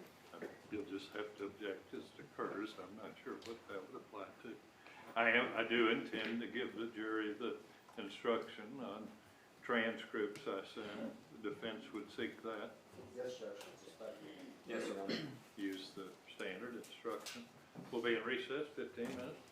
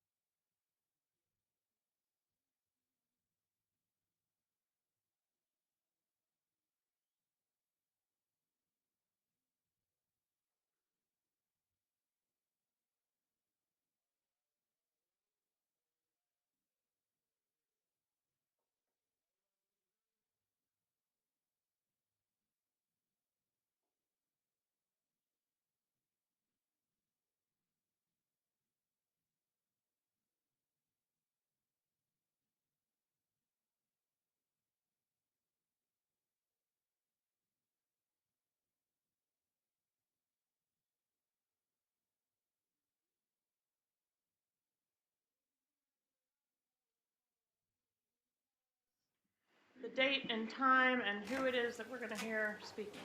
The date is 4/19/2016 at 4:27 PM in the afternoon. Is between Charlie and Katie. And who is calling who? Mr. Adelson is calling Ms. Magbanua. Go ahead. You want to use transcripts at this point? Yeah, please. All right, let me give you an instruction. You're about to hear some recorded conversations. These recorded conversations are proper evidence, and you may consider them just as any other evidence. You are also being furnished transcripts of the recorded conversations. The recordings are the evidence, and the transcripts are provided to you only as a guide to help you follow as you listen to the recordings. The transcripts are not evidence of what was actually said or who said it. If you notice any difference between what you hear on the recordings and what you read in the transcripts, you must rely on what you hear, not what you read. You may use the transcript, Ms. Katherine. Thank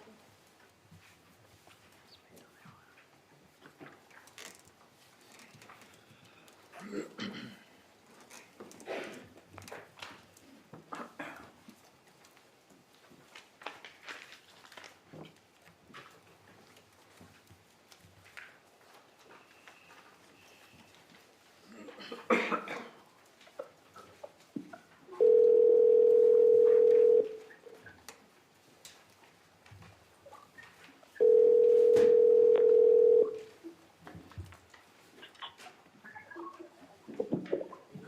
Hello?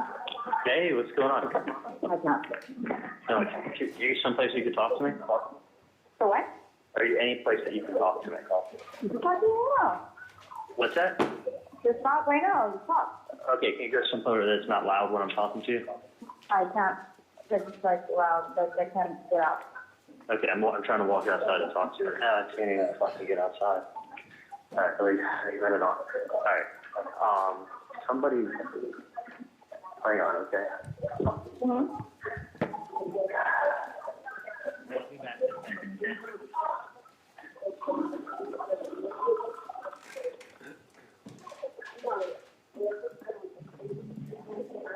Can you hear me okay? I can hear. Okay. I just want you to listen to me, and I'll be able to talk to you in person when I see you tomorrow. Okay. Because I don't know what's going on. Mm-hmm. But my mom walked the kids. I only heard part of the story, and I'm going to go down there and talk to her tomorrow to find out what's going on. Okay. She didn't want to elaborate, Uh-huh. but she said that someone approached her on the street, Uh-huh. called her by name, Mm-hmm. handed her an envelope with something in it, Yeah. and she really wouldn't go into detail. And listen, I have no idea what this is in reference to. Uh-huh. Something regarding her son, something regarding his ex-girlfriend, and the person asking my mom for some money. What? Yeah. So I said, well, yeah. I'm like, first when she was saying, I thought it was like something involved in the IRS or a patron service or something like that. So I don't even know what the fuck it's about at all. So somebody just like bumped into your mom like that? Well, they came up to her on the street after she dropped the kids off at school. I guess she brought them to school. I don't even know. But they must know her routine and must know who she is. Because they walked up to her. They called her by name. They handed her an envelope. She said they spoke to her for a few minutes. And then she said they were making reference to my ex-girlfriend, which I have no fucking clue what that's about. Yeah. And then they explained that they needed to be paid some money. For what? I don't even know. His mom didn't even want to talk to me on the phone. I'm like, well, But like, did she see the person? Was she like, she should have oh yeah, off I or said, something? that's what I said. I said, someone's going to try to blackmail you or something. Exactly, or threatening you like that. I said, you got to go straight to the police. Because she's like, I don't even know what this is about. I don't want to talk about it. I go, well, take a picture and send me what it is. She's like, I just want you to see it in person. So So I'm gonna go down. I can't even fucking go there today because I won't get out of work till 10 o'clock at night. Yeah. So she's like, just come So down to somebody's your like mom. stalking your mom? I don't even fucking know. I don't know what's going on, what my mom's about. I mean, you didn't do anything with my mom. I mean, yes. I don't want to do with my mom. Okay, just checking. Just checking. Yeah. I don't know what you can. No, but like, Who knows? that's for your mom. Like, what the hell? Yeah, well, I don't know A what- random person, like, just going up to your mom, like, hello. Yeah, and my mom said it involved your ex-girlfriend, so I don't even think she said who. I'm just like, you're my last girlfriend, so that's why I'm calling you. What do they want from her? I have no idea. So anyway, I'm gonna find out. Well, they wanted money. I know, exactly. Did she tell you? Like, what? No, she was just kind of like a little bit rattled and with the kids, and was like, listen, just as soon as I have the day off tomorrow, so she's like, come down and talk to me. So I'm going down tomorrow, talk to her, and then I don't remember if it had anything to do with you. If they're mentioning you or any reference to you, I'll keep you posted. What happened to me? You have like I don't know. 1,000 ex-girlfriends. Well, fuck, it could be any. So I just assumed that. Yeah, exactly. But anyway, doesn't matter. So I may want to see you tomorrow if it does have anything to do with you. If it doesn't, then I feel like a fucking idiot for even bothering, wasting your time. But if it does, I just feel bad for your mom. Like, who the hell? Like, if that was me, I would have like called my house right away. Be like, I know. why is I said, Mom, was the guy wearing a hat, Nothing. glasses? Mom's like, no, I could pick the person out of line in a second. They came over to me. They spoke to me very politely. It was a white male in his 30s. No hat, no glasses. Just a white male in his 30s. Came up to her, knew who she was, and addressed her. So, but anyway, neither here nor there. I feel like an idiot if it was some other ex. But anyway. Yeah. Did you have any fight with any of your other ex or something? I don't know. I mean, maybe I should just be calling everybody today. No, yeah, you should try to find out. I thought when I spoke to my mom, she said it involved, they mentioned your name in it. That's why I was calling you, but I'm going to feel like an idiot if they did. So, but anyway, are you working tomorrow? What's your story? Yeah, but you can always talk about everything. Doesn't matter. All right. What time do you finish work? Thank you. All right, let me know. What time do you finish work tomorrow? Oh, it doesn't matter. Well, like I told them like I'm usually between like 9:30 to. You want me to get up? Okay. What? Anytime between 9:30 to like 3-ish, 4-ish. It depends. Okay. Like, however it is. Like today I was like super like crazy. Okay, I got to get back in there. I'm going to be in Miami, and when I'm done hanging out down there, I'm going to come in. Yeah. Yeah, I'm like right there, so. So figure somewhere around 4-ish, I'll see you. Okay. All right. No worries, kiddo. All right. All right. Have a good day. I'll talk to you later. Listen. Mr. Adelson mentions on there that maybe he should just start calling all of his ex-girlfriends. Did he call any other ex-girlfriends? Overruled. Did he call any other ex-girlfriends? No, he did not. Okay, did he or Donna Adelson call the police to report this incident that occurred with her on the street? No, they did not. To whom is the next call? Call E. It is, call E is, Katie calls Charlie back At what time? at 6:07 p.m. So about an hour and a half after the call we just heard? That's correct. And is this still on the same day that the bump occurred? Yes, it is. All right, permission to publish state, call number E and use the transcript. You may. Can I just have, you want me to collect the transcripts as we go, Judge, or collect them at the end? Would make it a little confused, believe me, or does the defense want him to have a transcript for any reason for cross?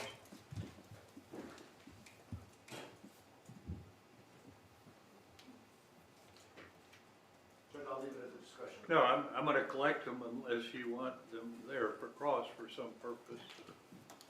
Judge, I would.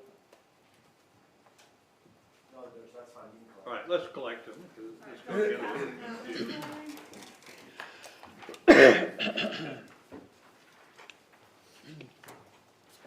while they're doing that, let me make a comment to the jury.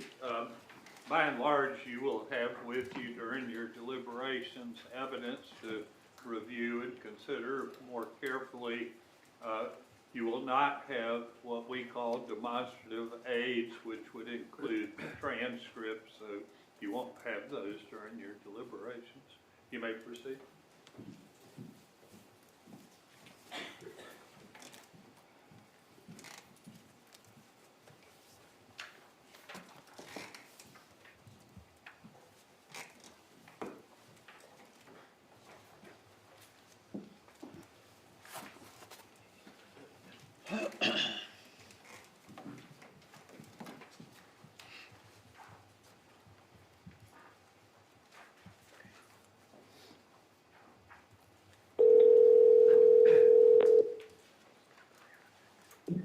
Hello.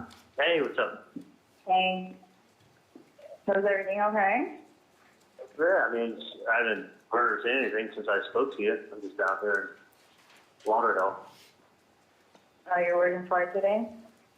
Yeah. Remember that Haitian office? Yeah. Yeah. Oh, you're there so late? Yeah, I won't get out of here till fucking 10 o'clock at night. Yeah, I just, I'm scared. Like, your mom must be like freaking out and shit. Well, yeah. Like, somebody fucking friend her. Like, hello? Well, someone literally, like, walked up to her on the street in South Beach, called her by name, handed her something. She was, like, so shaken up, she didn't really want to talk to me on the phone. And she's like, I mean, she said... But didn't she, like, tell your dad so, like, they can call the cops or something? No, that's why she wants to talk to me. And, you know, and then we may have to call the police, but she's going to talk to me first. I don't want to do anything just yet to see, you know, I mean, that's probably the appropriate thing to do. I mean, there's sick people that come out of the woodwork that try to make claims. I mean, talk to see if it's, I don't know what, I don't even... Like somebody threatening your mom in broad daylight, handing her an envelope and asking her to give her money, like what? She didn't even go into all the details. And I'm pretty sure the person in the thing mentioned, I thought she said your name, that's why I called you up. If they didn't what does that have to do with me? I don't fucking know. But they said, like, if there was something about me and an ex-girlfriend, whatever. So I thought, it's funny. Are you having any problems with any of your ex-girlfriends that's like maybe trying to sabotage you? Whitney's still crazy as a fucking woman, but that's never changed. But I'm 99% sure when I was talking to her, she said it's mentioned your name, and if I'm mistaken, then I feel like the biggest fool in town. But like what? Like my name is on a paper? I don't, trust me.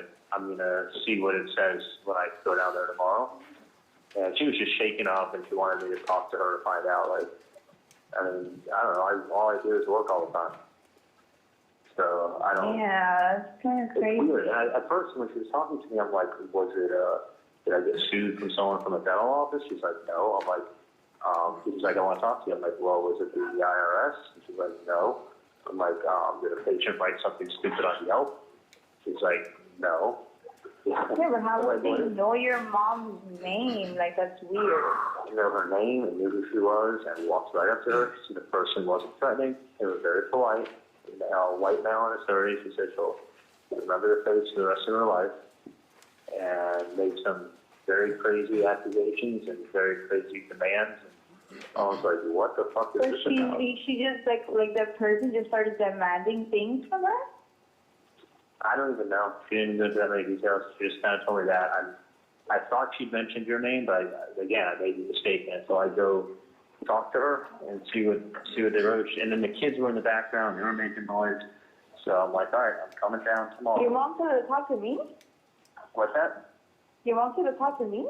No. I'm gonna go down. I said the kids were in her background, not your kids. Oh. And I was like, what do you do? I'm like, no, I'm just gonna go. Yeah, my mom wants to talk to me. I mean, who knows? I mean, if I noticed it, if it was another girl's name and not your name, I'm gonna feel like an idiot. But for some reason, I thought. Yeah, like I have no problem with you whatsoever. So. Yeah, that's why I'm very. That's what I'm saying. Maybe you have a crazy ex-girlfriend that's Yeah, like. and like, who goes to someone's parents? Like, dude, if someone has a problem with me, that's the only. Yeah. I'll talk to your mom, but the odd thing keep running through my head is that obviously, I think it's just some sicko from the newspaper looking people up, because the only reason is this, is that if it had anything that come from me or involved me, it would have just come to whoever it is, would have come to me. Do you know what I'm saying? Like, Yeah, but like that's harassment to your mom. yeah. Like, I mean, okay, that's like not cool. Like this that's kind of somebody. thing. Like that's a fucking. The first thing would have been like, who the fuck are you? Why are you giving me this piece of paper? Yeah. Like. Trust me, like I said, I wish I knew more, but the kids were in the background, and it was like, she couldn't even talk to me, and I said, all right, I'm coming down tomorrow. I'm going to have her make a copy of the paper, and I'm going to take a look at it. And I don't, like, Yeah, but it's kind of like you shouldn't let something like that linger. Like, is she going to be in a safe place? Like, well, no, I have a very safe building. I mean, the person came up with her on the street. Like, I know, but you don't know how crazy it is. Like, whoever it was, fucking crazy people out there. And you gotta realize it's south of Fifth. It's not like you're in the fucking, south of Fifth is on lockdown. There's cops on every other street in south of Fifth. There's cops that they just keep south of Fifth sitting there. So it just was crazy that somebody would just walk. Someone knew who she was, knew where she'd be, at what time she'd be there. That's why I'm afraid. Like, hello, like, how can it be that, like, things like that is stuff that you see on fucking TV. Like, that's why I'm scared. That's why I'm, like, calling you back, because it's like, well, that's how I know. Yeah, you have a safe place. Yeah, I know, but if someone wants to find you, they find you. It doesn't matter who you are or where you are, unless you're the President of the United States. If they want you, they get you. I know, but why would they threaten your mom? Well, I don't know what exactly they threatened. I think it was just more of a demand. So what I'm saying is I don't know, and I'm going to find out tomorrow. I thought my mom said that the letter had mentioned your name, but this is a weird thing that keeps running through my head. If it mentions your name, and obviously you're my ex, why wouldn't the person just come find me and talk to me? I'm easy to find. Come find me, come talk to me. Why deal with my mom? If it involves one of my exes, like, I don't even know why she fits into anywhere in all this. It's the whole thing is very, very odd. Yeah, I don't think anybody's gonna talk about me. Like, I'm like your 100th ex. Yeah, you're like 80. You've gone out to probably every Katie in the world. Right. And like I said, I haven't seen a letter. If it didn't mention your name or mention some other chick's name, then But you're sending me now. Like, what the fuck? Like, I know. I don't want a random person coming up to me. Well, of course, and I got like 10,000 exes and baby mamas. Exactly. And baby mamas. You know? So it could be one of my baby mamas. Like, yeah, but it's like, it's for somebody to come up to your mom and stuff like that, and like, in broad daylight, that's scary. Yeah. Anytime some stranger does that, that's scary. And hands me an envelope. So, anyways, I got to tell something. Where am I signing? That was it. That was bonus sequestration. That's what it was, right? I mean, you should try to. Go ahead.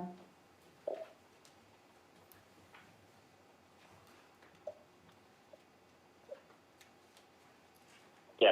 Anyway, I just was gonna. I mean, you should try. You should try to like talk to your mom now to make sure that she's okay. I mean, not talk to her, but she's fine. She was just startled.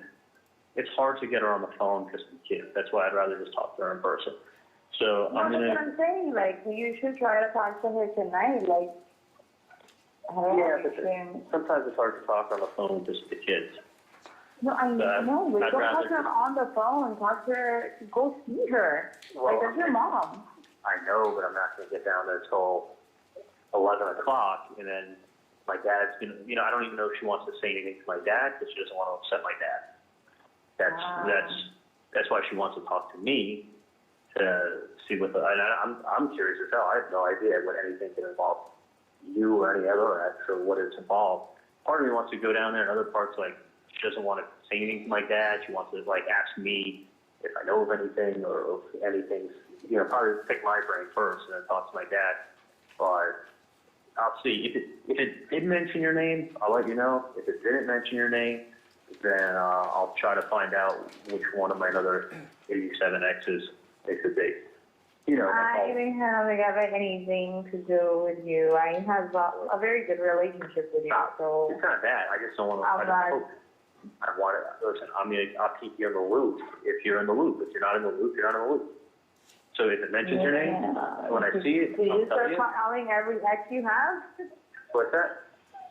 Did you start calling every ex you have because I'm going to be on the phone for like 3 days. Listen. Yeah. If it mentions your name. I'm slammed here at the office. If it mentions your name, I'll come see you tomorrow and show you what it says. If it doesn't, I'll probably show you what it says anyway and take your brain, because you're like one of my best friends. So, no worries. At least it's not the IRS or Is it because I work for you? I got no fucking clue. I mean, I think the thing is there's someone looking for money. There's a lot of fucking whack jobs out there. Let me call you back as it's still at the office, but I'll definitely, after I see what it is, if it has anything to do with you, then I will definitely reach out to you tomorrow. What does it do with me? Like, oh my God, you're scaring me. Like, I know.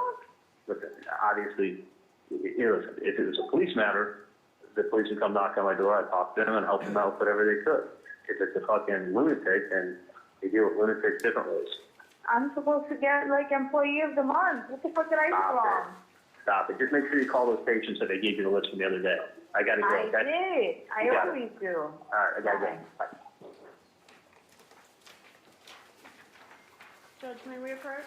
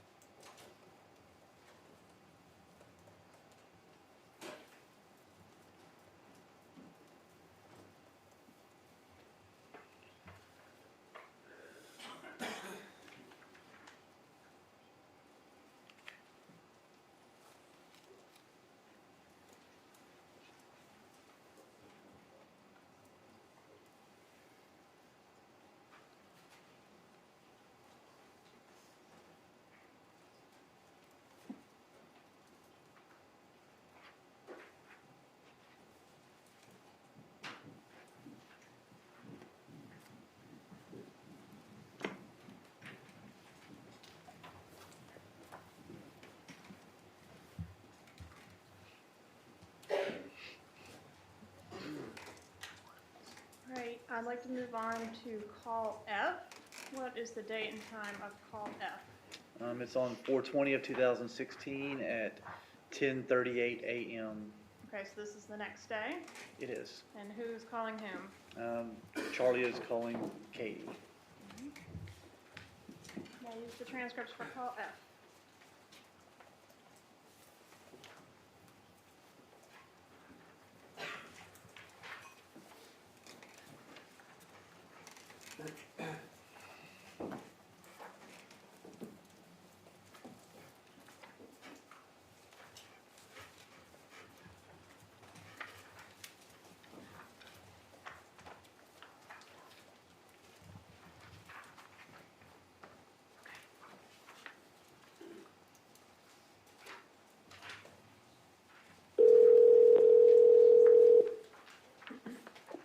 Hola, ¿cómo estás?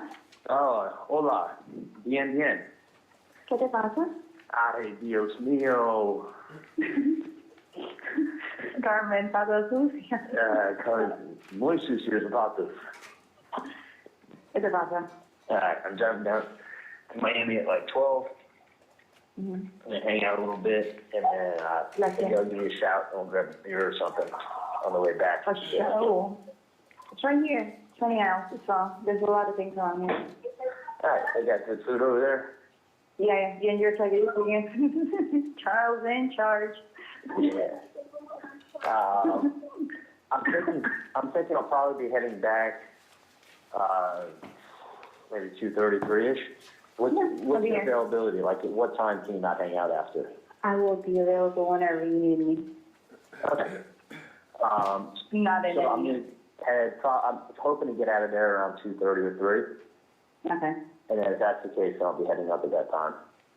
Okay. Alright, awesome. I'll eat up in a little bit then. Hey, you never heard about anything about those, About the warrants? Yeah. Yeah, no, I've only called 8 times, and I'll give you the number too. It's okay. Don't worry about it. I'm It's just gonna be. present anyway, so I'm gonna take care of it wherever you guys go. I just wanted that place because I thought it would be the nicest. Yeah, but that's just so weird that they haven't like even responded to it. Well, this is the thing, it's the owner's cottage, that's not even available for rent. So what happens is the owner just keeps it, so when he has friends, when he has family, when he has guests, he just says, hey, stay at my cottage for free.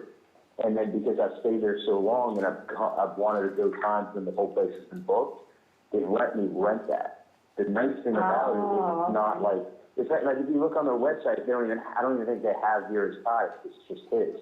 But when he's not using it, he'll rent it for like $380 a night, which if you could be there for a day and a half is a fucking awesome deal. Because everything else on the property is like $1,200 a night. Yeah. It's just stupid at that point. Yeah. So that's why. I mean, I called up, but they did. There's one down the road. What was What's it? that? It was like only like 150 or 149 or 134 something. Not for me. Yeah. I didn't hear what you said. No, like Smuggler's Cove. Smuggler's Cove? Yeah. I guess wherever that's how smuggling happens. Is that where, are you going down with a bunch of people or are you going down with him? Yeah, well, it was like supposedly for that, and then if anything, like you were gonna go down too, and I don't know, we're trying to figure it out because. Okay. I mean, they've never not come through and they don't see it booked off, but they can't ever give it out without his permission. Now, the first time they reached out to him, he was in Colorado, then he was in New York, and now he didn't respond. So yesterday, I can just check again this afternoon and just be like, hey, did you hear anything? And then just do it that way. So let me do that. They say, I asked them, they said it's not like Bartender's Bash or any crazy event going down there that weekend. No, there's nothing going on this weekend. Yeah, so it's not going to be, well, that's my point. It's gonna be next weekend. Yeah, it's not going to be like you can't get anything else. So, I mean, worst case scenario is go to like Postcard Inn or something, which is nice too. Oh, that's where I stayed the last time. And that place is so nice, but it's expensive. But I mean, you open up the door and it's like, you're again. It was beautiful, and it has a little tiki bar. Yeah, sandbars sitting right off. Yeah, There's more reason. awesome. Yeah, that was really nice. Worst case scenario, get something there and it's on me. Okay. So let me hit you up in a little bit. Okay.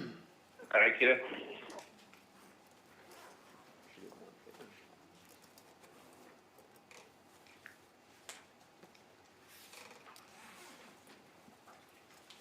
On these calls, Charlie Adelson mentions he's planning to go see his mother, Donna Adelson, to get more information about the bump. Does that meeting occur? Yes, it does. When and where does the meeting occur? It occurs the next day on 420 at Mrs. Adelson's condos where he arrives at, but they end up going out behind the condo, along the walkway, behind a restaurant, on the water, basically. Okay, so that's actually, if it's 4:20, that's actually about, what time did you say the meeting occurred? The meeting occurred around, I want to say it was around 11 o'clock. I can't remember exactly the exact time. Maybe it was a little after 12. Okay, but it's the same day as the call that we just heard, That's correct. which was at 10:38 a.m.? That's correct. Okay. And what surveillance efforts were made to try to capture the conversation between Charlie Adelson and his mother at that meeting. Yeah, I took equipment out. I had a surveillance team with me, and we took two separate pieces of equipment with us on our persons and tried to get as close as we could to them to record their conversation. But they sat off away by themselves at a table out by the water and tried to. It was obvious they didn't want anybody around them. Did you get any images of the meeting? Yes, I did. I took a Okay. photograph. But what about the audio? No dice on the audio? We couldn't hear them on the audio. I'm approaching the States 58. Recognize States 58? Yes, I do. How do you recognize it? I took that photo. All right, is that a fair and accurate photo of Charles Adelson and his mother Donna at the meeting we've just discussed? Yes, it is. Judge, at this time, I'd ask to introduce States 58. Any objection? No objection. Be admitted. You may.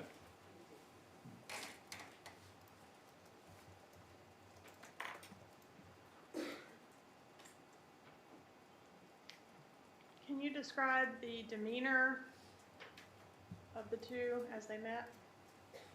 Yeah, they were very cautious, looking around a lot. They were leaning in close to each other, talking very low, even whispering. You couldn't hear them at all.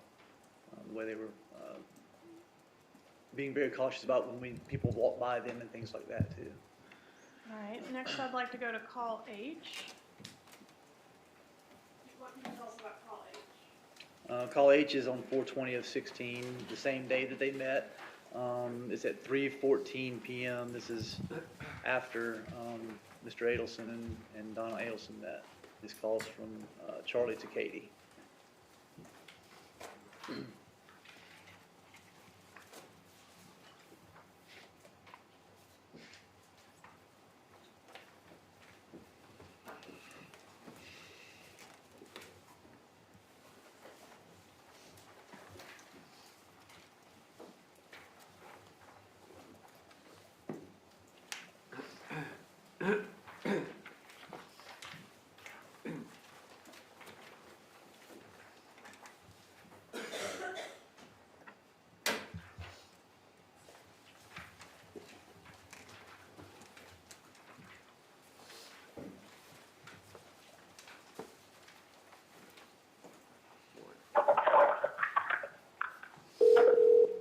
Hello? Hey, what's up? What's up? I'm looking at CVS right now. Okay, just keep going down until you see Optimar. What's that?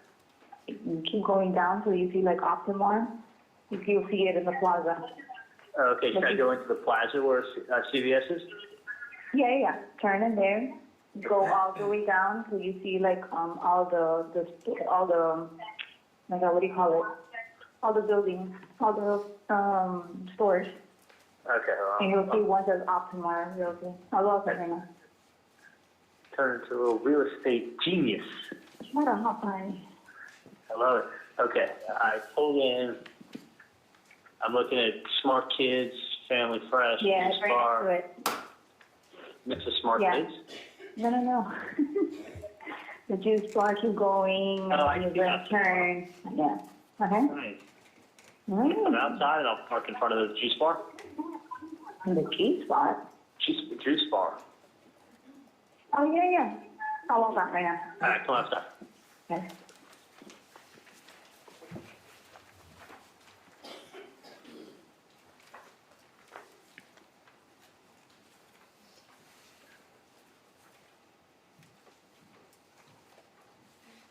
All right. It sounds from this call like Mr. Adelson and Ms. Magbanua are going to have a meeting. Did that meeting occur? Yes, it did. When and where did that meeting occur? It occurred outside of her employment, which is Optimar Realty. It occurred first in Mr. Adelson's vehicle. They met there first, and then they went into a restaurant called Dolce Vita. All right. And was there a team of undercover operatives who attempted to intercept the conversation that occurred between Mr. Adelson and Ms. Magbanua inside Dolce Vita? Yes, there was. And have you had an opportunity to review that recording? Yes, I have. What can you tell the jury about the quality of the recording? It's very, very hard to hear. It's a small restaurant. There's a TV above where they're sitting. There's dishes banging, clanging. It's very difficult to hear, especially at the beginning. As it goes on, you can hear it a little bit better as it goes on, but they're talking very low also inside the restaurant. Okay. And if we could, I'd like to skip that meeting for a moment and we will come back to it. Can you just tell us, I guess we're still on 4/20 of 16, correct? That's correct. Okay, and what was the approximate time frame of the meeting between Mr. Adelson and Ms. Magbanua at Dolce Vita? It was approximately 4 o'clock. I'm not sure exact time off the top of my head though. Okay. All right, and next I'd like to move on to call K. Okay, so after the meeting at Dolce Vita, was there some contact between Charlie Adelson and his mother, Donna Adelson? Yes, there was. All right, and following that, could you tell us about call K? Call K is on 4/21 the following day at 8:17 a.m. And this is Ms. Magbanua calling Mr. Garcia. Permission to use the transcripts, and did you already pick up the ones? Y'all will pass them all down, so I don't know. Or did you already? Okay. Thank you. Thank you.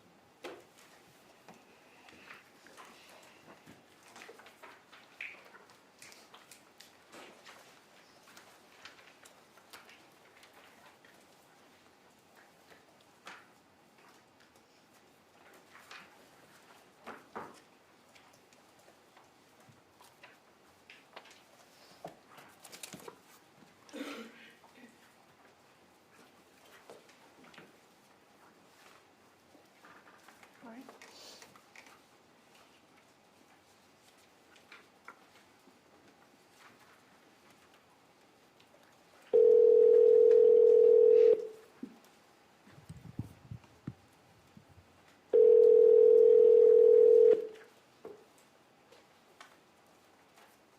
Listen, I'm gonna tell you something right now, and I'm gonna make this very clear. I'm gonna make something very clear because you're talking belligerent bullshit. Belligerent what? I'm gonna make something very clear, okay? Up the whole night drinking, and I'm drunk. You haven't spoken to me about anything, and now you're gonna come at me? Why? Because you don't know how to apologize because you were wrong, okay? You last night. This is the same thing that happened last time. Listen, I have a more pressing matter that I have to attend to. Well, apparently, okay? you know what? I don't feel secure because you take care of everybody else. Where's my security, Suso? When are you gonna step up for me? When is that gonna happen? Because I feel like everybody else gets the special attention, and then Katie, you go figure it out. You go figure it out. You figure out the kids. You figure out life. You figure out your partner. Katie, Katie, you're doing this again. This is the same shit. I've been here. I've never felt happier. We were so happy. We were so happy. Pool. You have to play pool. You have to believe me. Oh my God, Katie. All right, man. All right. Then fine. Then go. Whatever. Fine. Go. If that's what you need to do to make yourself happy, then I'm not going to hold you back. What happened to you? Why do you have to go through back everything? After everything we went through, why does it have to go back to square one? Do you know how bad I feel? It's like, again, I feel like I'm getting kidnapped in the city. Katie, listen. It's always, no. God, I swear to God. It's just like, it's like I should just go somewhere because it's like you're basically over. You're screwing me over. You're gonna tell me I'm gonna make a phone call. Are you? I'm not making that fucking phone call. Just. But you don't talk. Look, Katie, you're. I'm on edge, and I'm gonna be on work on edge again today. You don't think that the mean I'm I'm pretty sure somebody will come by to soothe, you know, make you feel better. Are you Just fucking Katie, serious? listen. Listen to Don't what fucking, don't listen. I just want you to fucking have a pussy between your legs and act like you have one. If you wanna fucking do what you wanna do it. I'm gonna take care of I'm gonna take care of this fucking problem. I'm gonna take care of this fucking problem. And then. What are you gonna take care of so you don't discuss anything with me? You're not even listening. Because the less you know, the better off, man. No, you're making moves. Man, just stop talking on the phone, man. Bye. That's why you can't even Bye. do anything.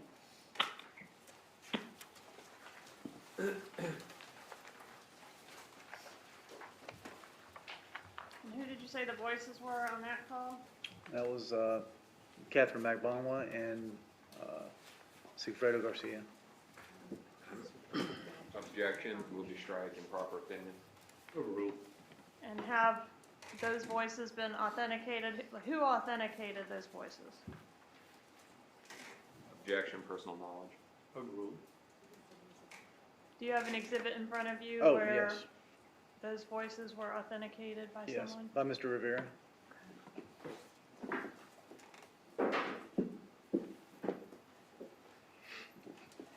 All right, next I'd like to play Call L. What can you tell us about Call L?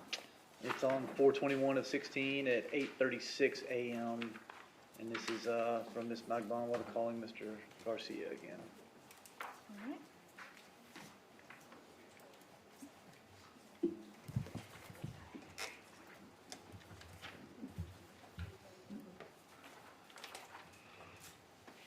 You want to use, you get one transcript?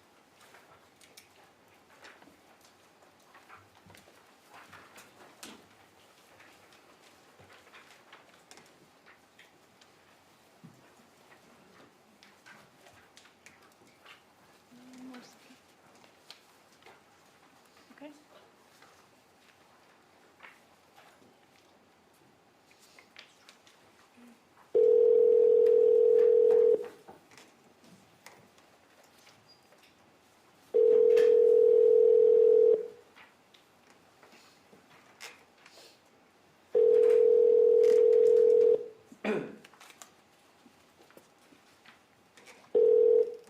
Yeah. Hello? Yes. I don't remember if it was, I think, just in case, I think, like, you have to pay for Ethan's food, like, the balance is $65.70. I have to pay for it? Like, I think, you remember, like, I wrote it down, the amount that you're supposed to put, You can't pay for but it? I'm not sure if it's $60.57 or $65.70. I'm trying to get a secured credit card. Is there any way you could pay for it?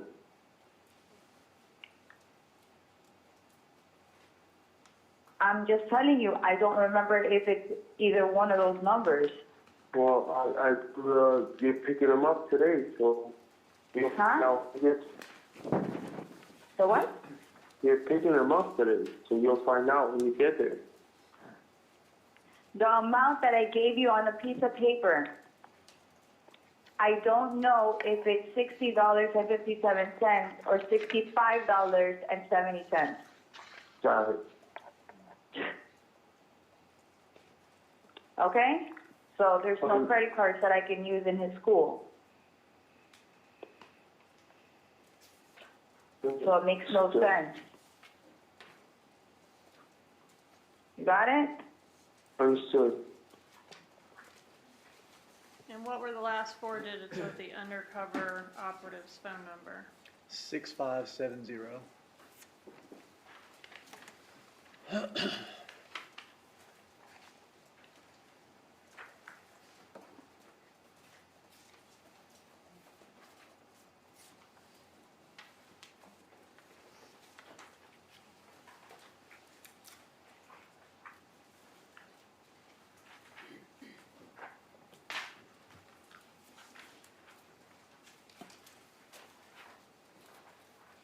I want to go to Call O. What can you tell us about Call O? It's on 4/25/16 at 7:04 p.m. This is Charlie Adelson calling Katherine Magbanua. All right, so this is about 4 days after the call that we just heard. That's correct. Okay. Please.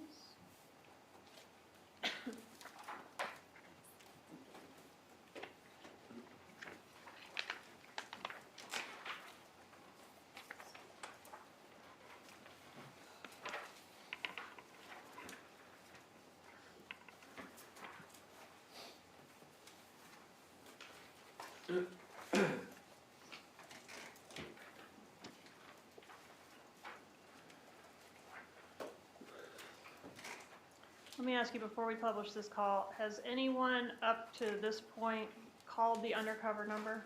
No, they have not. Has anyone up to this point called to report the matter to the police? No, they have not. All right, let's publish O, please.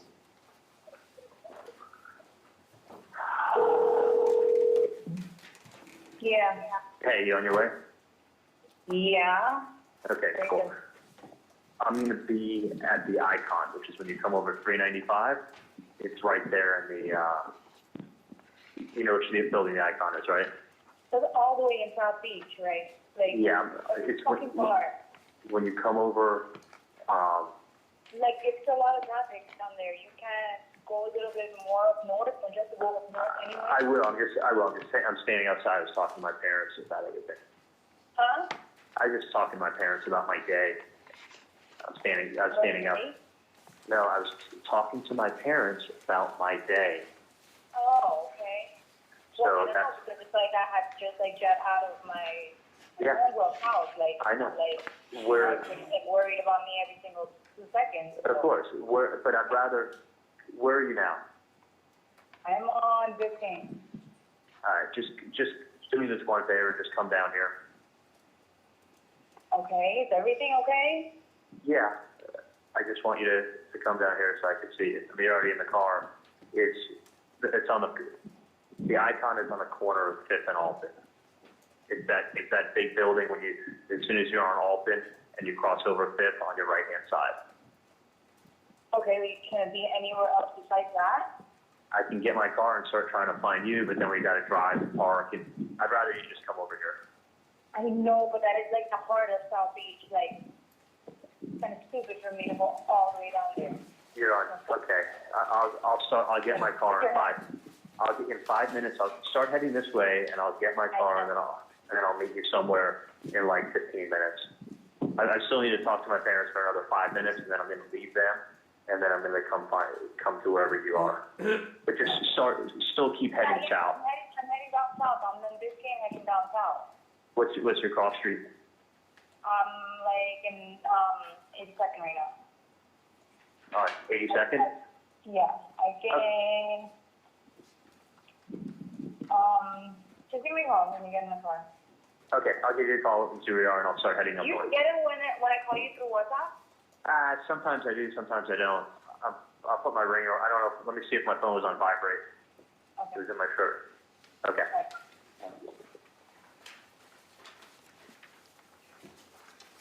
All right, what about call P? Call P is on 4/25/16 at 7:33 p.m. and it's from Ms. Magbanua to Mr. Adelson.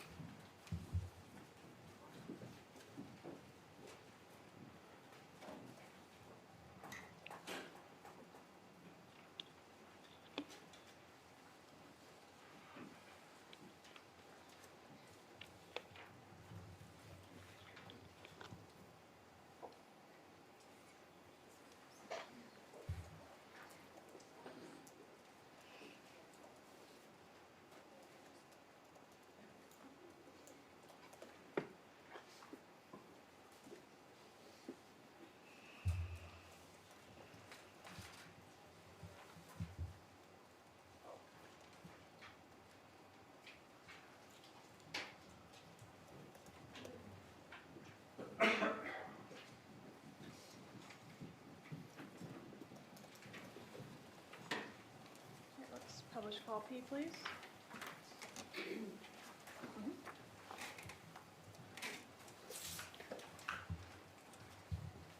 Later. Hello? Hey, Like, do I like walk in the boardwalk? I don't know where to go. where are you right I now? parked in the visitors. I don't even know if that's like one for the park. Monty's? No, like I went all the way down, like, there's like a group of like, negros right now.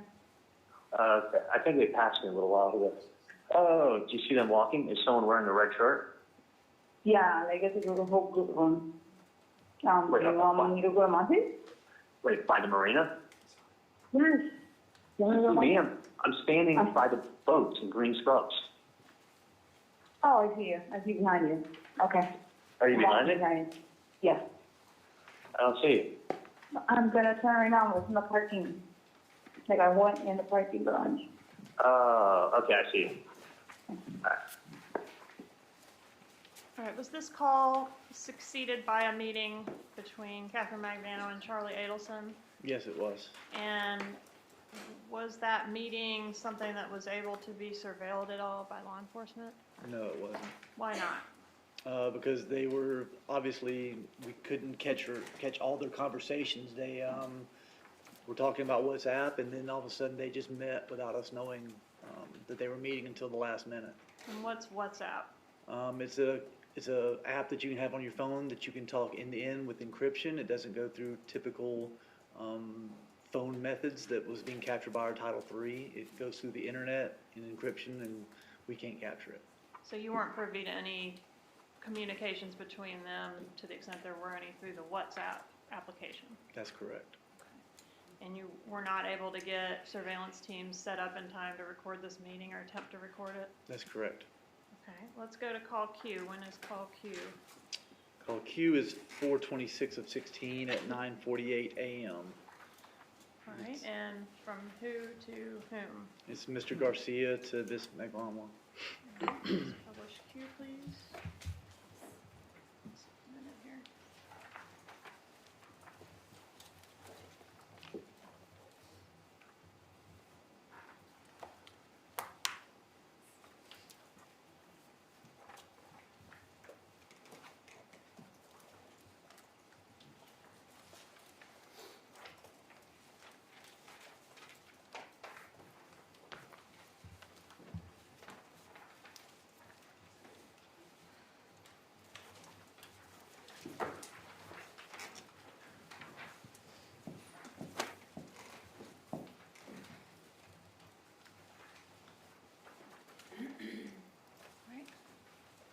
So next one. Hello? What's going on? I'm gonna just talk to you about something, but, did you learn that I give Ethan extra money or something for his field trip? Of course, don't worry about them, they're fine. You got money, you got everything you need for the field trip. Alright, Okay? I just need to talk to you though, okay? That sounds personal, I don't know what you need to talk to me about. So, What does that mean? I mean, your son's asking about you, so I'm gonna have to set up a conference call or something so you The what? can, your son's Well, saying yeah, proud of obviously I something. have to call. Yeah, you need to talk to him. Alright, Don't call me back. Call if anything, I'll drop him off to your mom or something like that. What are you talking about? You can hang out with him. No, don't involve my mom in anything. You calling my mom? You call my mom and start telling me all that shit. My mom said that when you call her, she's... All right, and on our transcript, call. Objection, I apologize, status verification, we're trying to find this one. Which day is that on? Could you repeat the date and time of call Q? 4/26/16. Thank you. At 9:46 a.m.? Is that correct? 9:48? 9:48 a.m. Okay, that's right. And on our transcript, it indicates that the male speaker is unidentified. Has that speaker since been identified Yes, he has. by Mr. Rivera? Yes, he has. As who? Mr. Garcia.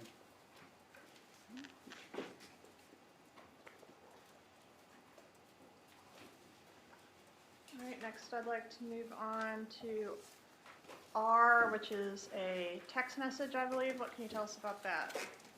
It's a text message on 4/26/16 at 9:52 a.m. And it's from Ms. Magbanua to Mr. Garcia.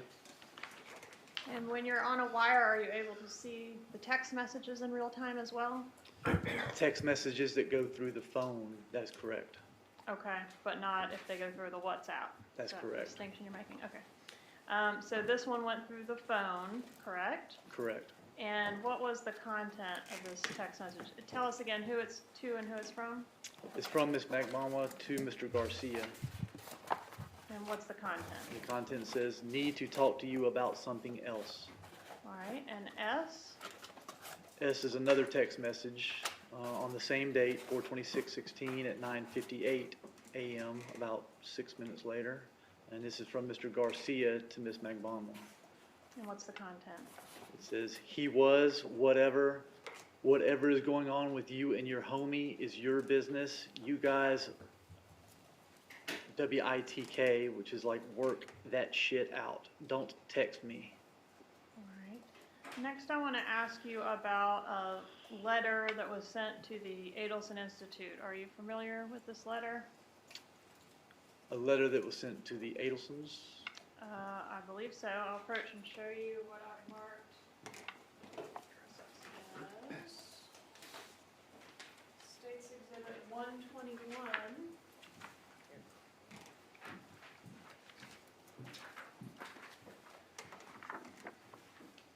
You recognize States 121? Yes, I do. Was I wrong about where it was sent?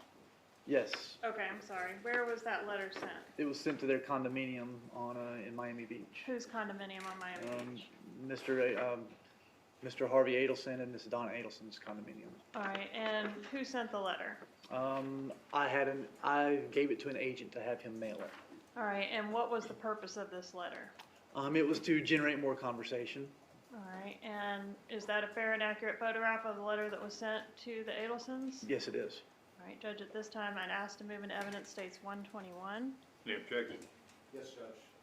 Agent Sanford said he gave it to another agent to mail it. I don't think he can authenticate that that's what he gave to the other agent, but he can't authenticate that that was what he was mailed. Chain of custody and hearsay, Your Honor. I'll admit, 121.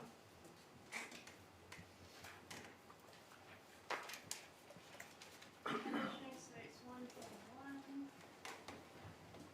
I have to approach. Are you able to read, Russ? Well, that might help. There you go. Yes, I am. Go ahead. My phone is not ringing, so you don't care about Tato and what he did for you. He knows he is fucked, and soon so will you. Who's Tato? Tato is Luis Rivera.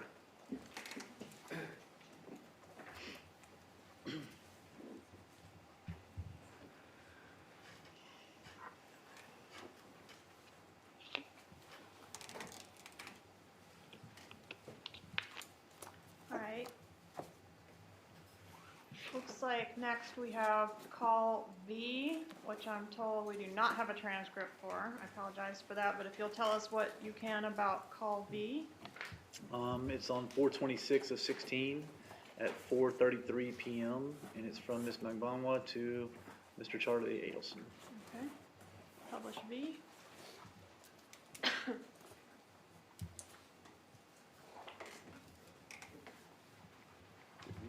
Hello? Hey, Hey, what's going on? well, I don't know what the fuck, like, for some reason, I know you were, like, telling me something about for the client, but I got it mixed up with a number. And, and I'm calling both numbers, but nobody's picking up, so I need to figure out because, or else I could set up, with the realtor to show the property. Oh, fuck, they sounded like a really good client if they're gonna rent the place. I actually have the number at home. Okay, but it's kind enough, like, I need it, like, that. Well, I can, fuck, I wish I Like, would I'm have so wrote it down. stupid, it's just that, the thing is like, I tried to, remember it, and, like, I just couldn't, like, I've been calling so many people today, so it's like, It's been, I'm gonna be home in probably 2 hours and I can get you the number then. Hopefully they haven't like looked at other properties yet. yeah. Yeah, There's no way at all you can get the numbers home let me, before I get out of work. well, let me do this. Let me see if I can get the number. I got the number at home in my desk, Okay, but let me see if the number may be some other place, okay? okay, All right, I'll call you right back. all right. All right, and then next I'd like to go to call W. What can you tell us about W? It's on 426 at 4:34 PM, and it's a call from Charlie Adelson. Wait a minute, the transcripts aren't out yet. From Charlie Adelson to whom? To Donna Adelson.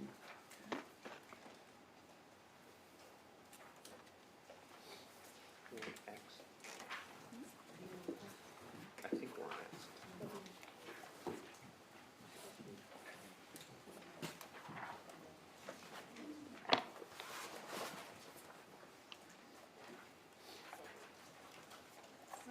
You may publish.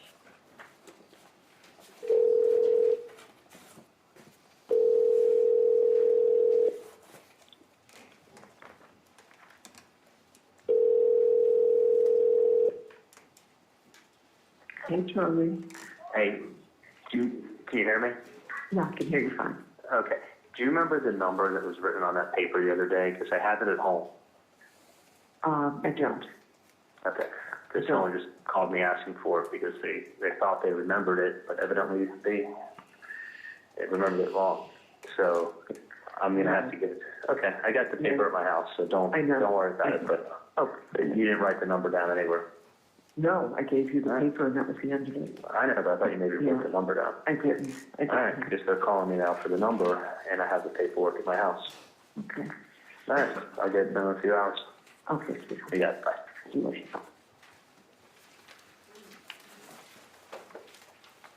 right, and next we'll go to call X. Can you tell us about call X? It's on 426 of 16 at 4:35 PM. And it's from Charlie Adelson to Katherine Magbanua. All right, so is this call immediately after the one we just heard? Yes, it is.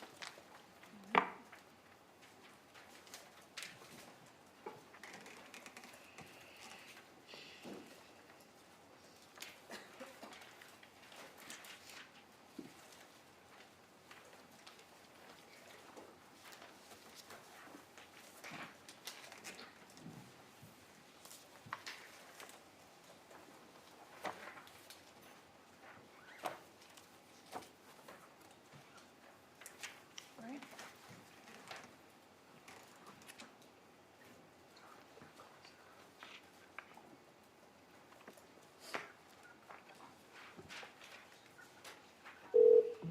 Hello? Hey, okay, I just called. They don't have the number either. It's at home, and I'm not gonna be able to give it to you until I get home. Okay. It's always such a mission to like set up like the quick info, try to get the agent to for showing, that's why. I know, that's why I was like, take it, write the number down. Like, I know, but it's like I'm so good at like memorizing shit, you know, like I do this all day.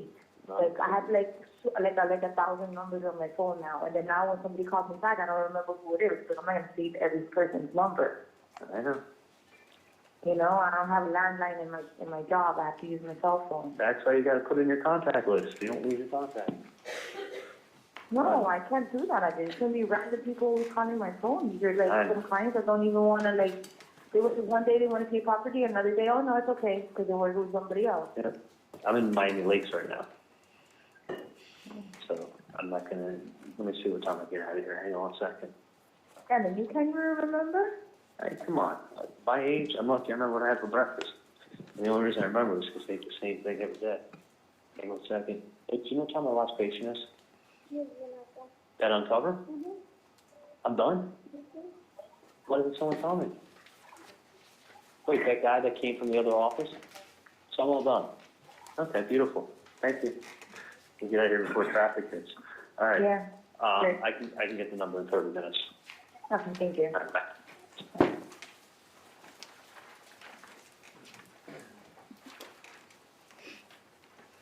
All right, call Y, please. What can you tell us about call Y, Agent Sanford?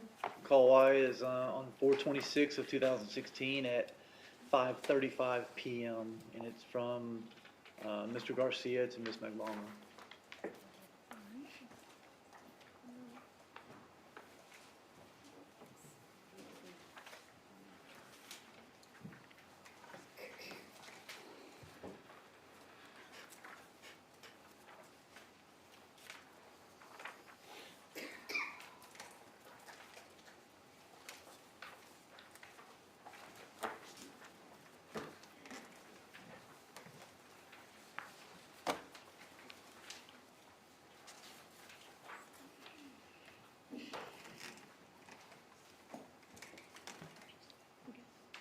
Yeah, we're good.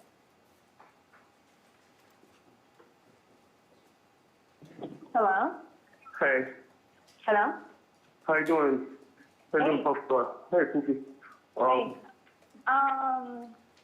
I think I remember one of the listings that I had to tell you? Yeah. So one of the properties? Yeah. What was that? I don't know, just in case that you call, because I have to set it up. Yeah, because I tried to read some listings and each time. Okay, it's, I believe it's 305, Okay. 712, Okay. 6570. 6570? Mm-hmm. Because I always, I had like two numbers. I know, you got that dyslexia. Oh. I get it. So the listing for the place is? It's a 305, 712, 6570. 5570. No.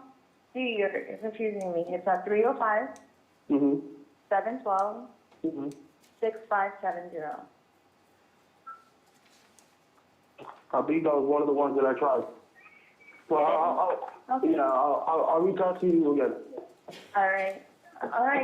Ethan just wanted me to tell you hi. All right. So do I. All right. Hey, can you call me back later? Yeah, absolutely.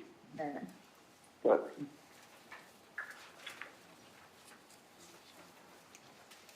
Did they correctly state the undercover phone number in this call? They did.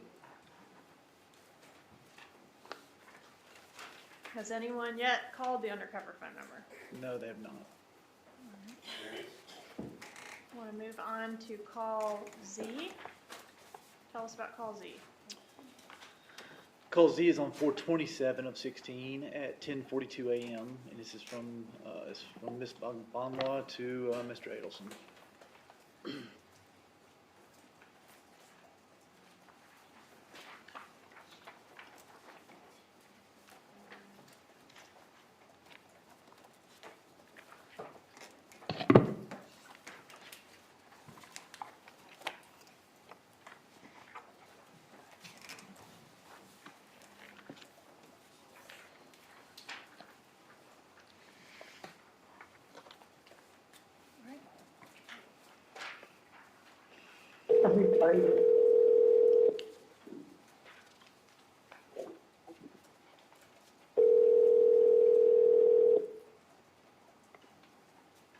Katie. You spoke to my secretary? Yes, I did. So she picks up the phone. First of all, she sounds exactly like you on the phone. She sounded like me? What's that? What? She sounded like me? Hey, look, for a second, she picks up the phone and goes, she's in the bathroom. And I thought that was like some kind of code for something or other. She's like, she's in the bathroom. And I'm like, is she fluid or is she in the bathroom? My head's like spinning. I'm like, what is she trying to tell me? I'm thinking like, I was about to ask her, has she flushed or is she still floating? I want it flushed. Make it go away. The whole bathroom scene. I want it flushed. No, she wasn't flushed. Okay. So I'm fucking thinking, I thought this was like code. I'm like, Katie, is she flushed or is she in the bathroom? Oh my God, it's too funny. And then I'm like, I'm about to tell her, well, call me back when you flush. Stop, man, I really could get mad. I made it clear I want the problem flushed.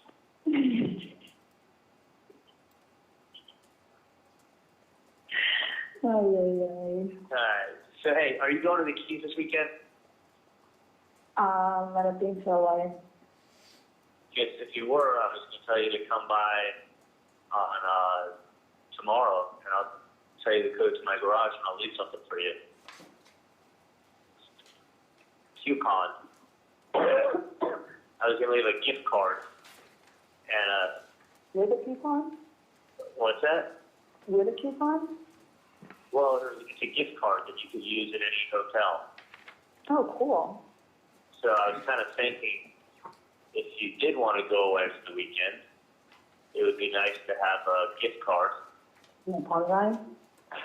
Yeah, that's if you're going to go away and, like, just take a deep breath. Enjoy the Shit, I want to take a deep breath every day. So I think Mama needs a vacation with Daddy. So why don't you guys go on a vacation, leave the fucking kids at home, and have a cocktail, call it a day, and then go wake up and do some fishing. Can't you speak to you at work? What are you doing? What's that? Most people like you work. Nah. I see that. No, I'm fucking driving to Port St. Lucie today. That's a long drive. It's fucking far as fuck. It's far if you took an How long does it take? Doing like 80 something nonstop. It's an hour and a half. Shut up. Yeah. You're crazy. How many patients did you have? It's honestly, it's not even that good of an office. They have another oral surgeon. It's kind of bullshit, and it's all half the day. I like the secretary, so it's nice to me. And I have lost a bunch of offices that went corporate or got sold. And then I had the implant rep bad mouthing me in all my offices, and 2 of them dropped me. So I don't care. I'm glad to be slower than I was. Like, it really wasn't good for my health. I was fucking not visible.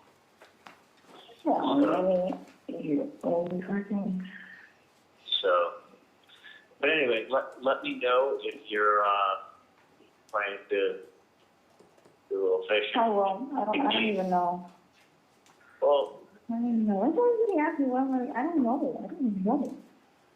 You what? Like, I don't know. I'm the person with no plans. She's so annoying. Figure your shit out. And if I were you, I would go do some fishing and have a cocktail. Because that fixes everything. Yeah, liquor always fixes everything. Hallelujah.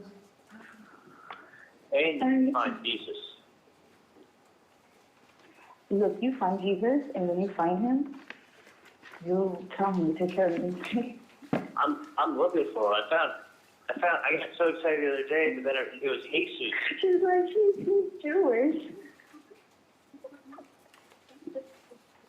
Dude, I'm your third favorite. Hey, am I your third favorite Jew still? You are my third favorite Jew. Yeah, number 1, you are. Hello, it's number 1, Jesus, and then it's Drake. And then Charlie. Yeah. You're always near number 3. I'm always behind Drake. It's a good thing T.I.'s not. It's a good thing T.I.'s not Jewish. I know. Number 4. No, but he knows how much I'm in love with him. I know. He had him? Oh, he had a baby already. He has this reality show now. Dude, are you serious? Yeah. He's been had that show for years. What's wrong with you? I just saw it. You're white. You don't like to watch BET. Oh, do they even have BET still? I don't know, man. You need to watch something. You need Jesus. I'll look for him. Okay, look for him. And lemonade. Google it. Beyonce, lemonade. Google now. Beyonce, lemonade? Yeah, no, I saw it. Oh, I got hot sauce in my bag. You got hot sauce in your bag? Yep.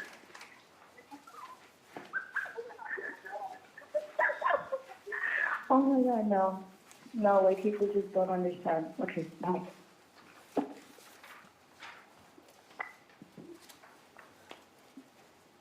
Alright, next I'd like to go to AA. Looks like AA is about 2 hours after the call we just heard. That's correct. Alright, and tell us the details on AA. It's 4/27/16 at 12:25 p.m. This is from Donald Adelson to Charlie Adelson. Alright, and who authenticated Mrs. Adelson's voice on these calls? That was Wendy Adelson. Alright.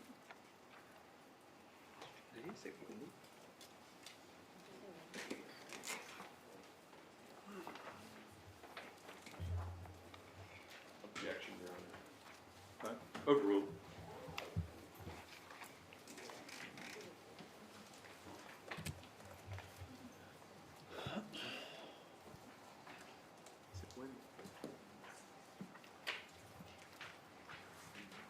Alright, we can publish AA, please.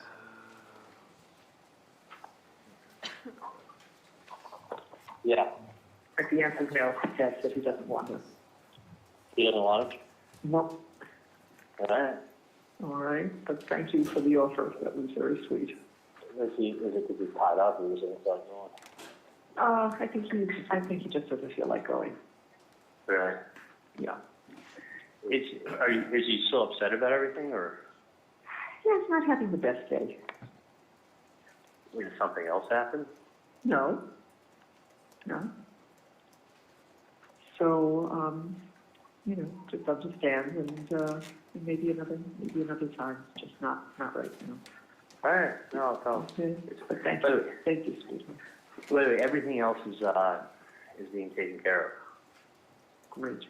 Just so you know, they actually called the person, and Thank goodness. nobody picked up. Really? Yeah. Yeah, They would have these throwaway phones, maybe. Who knows? Well, that doesn't matter. I mean, it's probably nothing. So it's voicemail, but no one picked up. They tried a couple times. I wouldn't worry at. Let me tell you something. I would not worry at all. I'd worry about other things. Okay. That's you got to find something new to worry about. No, I don't want to believe me. I don't No. want to No, I do not find- have to worry.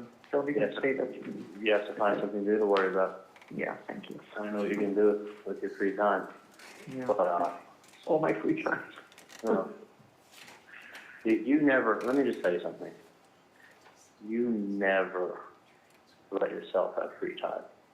No, that's true. Always That is not true. be like, oh, I got to do this, and then I got to do that, and I have to be hiding on this. And I That's got not laundry, true. and I got laundry to do, and then I got to go to Publix. Yeah, Actually, I had to run this morning because it's Administrative Professionals Day, which I didn't realize until the last minute, and I had to go run out and buy a cake for Erica, so. But listen, And then I got a big chalazion on my eye last night, and so I had to run to CVS this morning and go get drops and eye medication and stuff. I mean, you always. I mean, I'm telling you. I'm really trying not to, Charlie. Just so you I know, know. I'm really trying not to. But I'm just saying, like, I mean, you're like, oh, ask me how many times I went down to the hot tub since we moved in here. Like, that's your fault.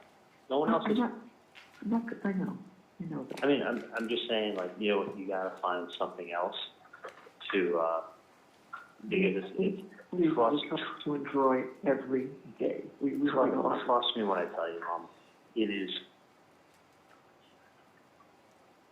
you've done nothing wrong, and it's because of that, you have nothing, literally nothing to worry about. Someone's fishing, and someone wants to try to make some money because they're struggling. But that will never amount to anything. So someone's just trying to throw something, throw a fishing line out there and say, how you doing? Throw a fishing line out there and see if they can catch something. And I understand why they're doing it. I understand what they're trying to do. But I mean, it doesn't make it right, but the funny thing is, they really don't make it right. They're just fishing, is all that's going on. And I wouldn't worry about it at all. So I've told you that many times, I'm sure you know. Yeah, I got you, Charlie. I got it. You know, it's not gonna change the fact, hey, how are you? Good, can you go there and run this through and then hand it back to me? I need to make sure I get this back there, you know, next bit. But yeah, I would not, I mean, I know it's easier for me to say than for you to do it, but I would not sit around and like, you know, drive yourself to the point where you get sick because of that. I mean, I guess so. I do. I mean, it just, you know what I mean? Like, you say, you know. I do. And it's like, I do. I wouldn't, you know, listen, the person that came to you was just relaying a message. And then some dumb idiot wants to go ahead and they want to follow up with a letter. Like, and the truth is that the number was called, they didn't even pick up. And then she tried calling at 786, thinking maybe they wrote it one down wrong, and the 786 not verified, and that one went and she left the voicemail. But the other one, no. So it's not even, you know, so it's absolutely pointless. I mean, trust me when I tell you, it's not, you know, you happen to live in a very, you know, not only in a very safe building, but it's a very safe area. I mean, it's not the area you want to ever do anything. I'm telling you right now. You there? Yeah, I'm listening. Yeah, I mean, it's not, it's if you do anything in that area, it's a very, very, very, very high risk area to do anything. Can you hear me? Yes, I hear you fine. You know, and you're not that important. I mean, I hate to break the news to you. Yeah, that would be great. I'd like to not be important. Well, I mean, you're crazy, yeah, both of you are. But I'm just saying, like, that important? No. Like, what you don't realize is that the amount of undercover police south of 5th, there's undercover police south of 5th, there's people there's security guys on bikes that have radios that drive all over the place, and they just pop up around corners because there's lots of corners everywhere. You know what I mean? Like, there's 1 second they're there, and the next second they're not. Then they're there, then they're not. And then you have everyone on the planet has a cell phone. And then outside of every single building, there's a security camera. And then there's undercover cops, so you don't know if the homeless guy sitting talking to himself has a radio in his ear, and he's a police officer. And that's actually what they do with a lot of undercover cops, is they just sit them on the corner, and they dress them up like a bum, and you can't tell the difference. Yeah? I know. And then the person sits there with a radio in their ear, and they talk to the other officers all day, and you think they're just sitting there listening to their music, and they look like a homeless guy. And that's what you have all over the place. So that area, and then you have cops just sitting there walking around. I mean, that area south of 5th, nothing ever happens there. Do you ever notice, like, you never hear of anything, you never see of anything, and the only way to get off of there is to go over a bridge. Right. It's not, you know, it's not an area that you want to, put it this way, it's not an area you're going to get away from. It's a very, very, very difficult area to do something. For that reason, I mean, people, you know, they keep undercover cops all over the place for a reason. You know why? There's certain areas that there's a ton of billionaires and rich people and famous people. They don't want anything happening down there. Now, other areas of Miami, they don't have that kind of police presence, but you go to Overtown, they don't have that. But in that area, I mean, you know, I mean, it's a very, very difficult area to do. If you wanted to do something, it's a very difficult area. and you're not that important, and it's not like you're gonna, you know, it's not like someone's gonna come after you there, and then if you think like, that the stupidity of thinking, oh, well, they'll hurt one, and then the other one will pay, like, it doesn't work like that. I mean, that's like, I mean, it's just, I just, honestly, I've just had enough of everything. I mean, I feel bad that you want to worry yourself to the point you get sick, but that's what you guys want, choose to do. But I'm telling you that, like, I would be more upset about, I think there's a higher likelihood that Lincoln loses his eyeball because his brother's cool from pencil stuff. No, I'm just saying, like, reality check. I don't worry because out of the blue, I decide checking. I'd like to worry today. People try to worry. I mean, I've had some issues that are concerning. And you have to understand that. But they've been addressed. Right. Things that aren't addressed is the fact that Ben doesn't listen to anybody because you don't want to tell, nobody wants to lay the law down with it. Okay. Like, no, I mean, I'm just telling you. That's being worked on. That's being worked on. I'm just telling you, out of like, you know, it's like, you got to have better things. You just realize that the likelihood is so small. You have a better likelihood of aggravating yourself and getting a heart attack.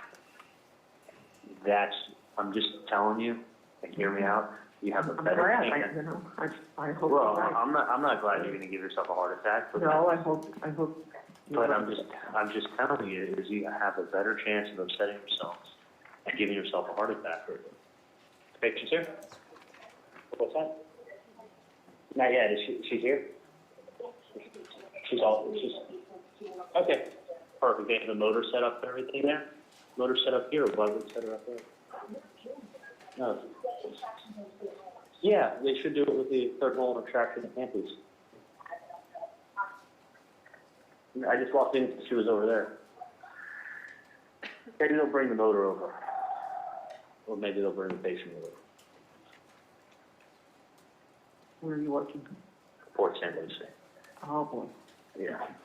I'm just telling you, Mom, you have okay. take a step back I understand what you're and realize that you have a better chance of giving yourself a heart attack from aggravating yourself, okay? Let me get to work, okay? Go. I love you, John. We need to take a break, Ms. Captain. Yes, whenever you're ready, Judge. Right? Just leave the transcripts there, they'll pick them up. Have a good lunch break, let's be back at 1 o'clock.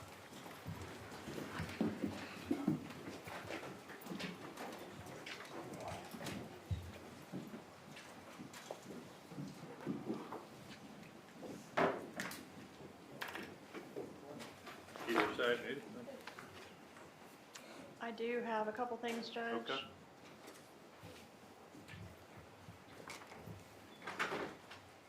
Whenever you're ready, I'm ready to address the issue Everybody please seated.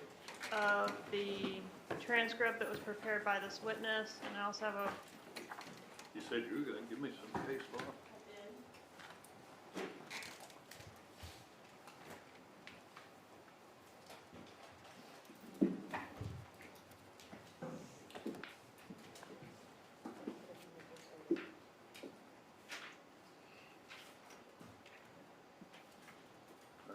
Anything else from anybody? We'll see y'all at 1. Judge, if I could just tell you, I put Martinez in there, which I know you've already looked at, but take a look at footnote 5 on Martinez, and then the case that's cited there is attached as well. Okay. 1 o'clock? Yes, sir.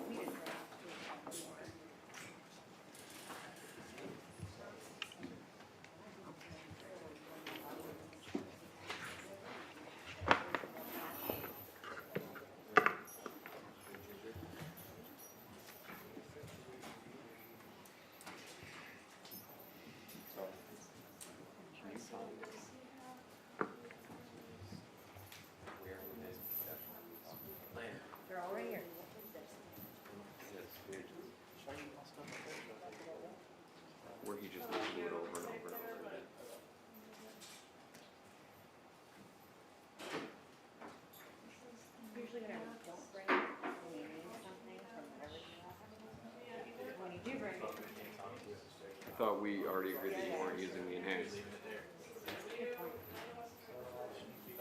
From who? No, that's another discovery. I mean, even for the state. You received this when? From? And he received it from?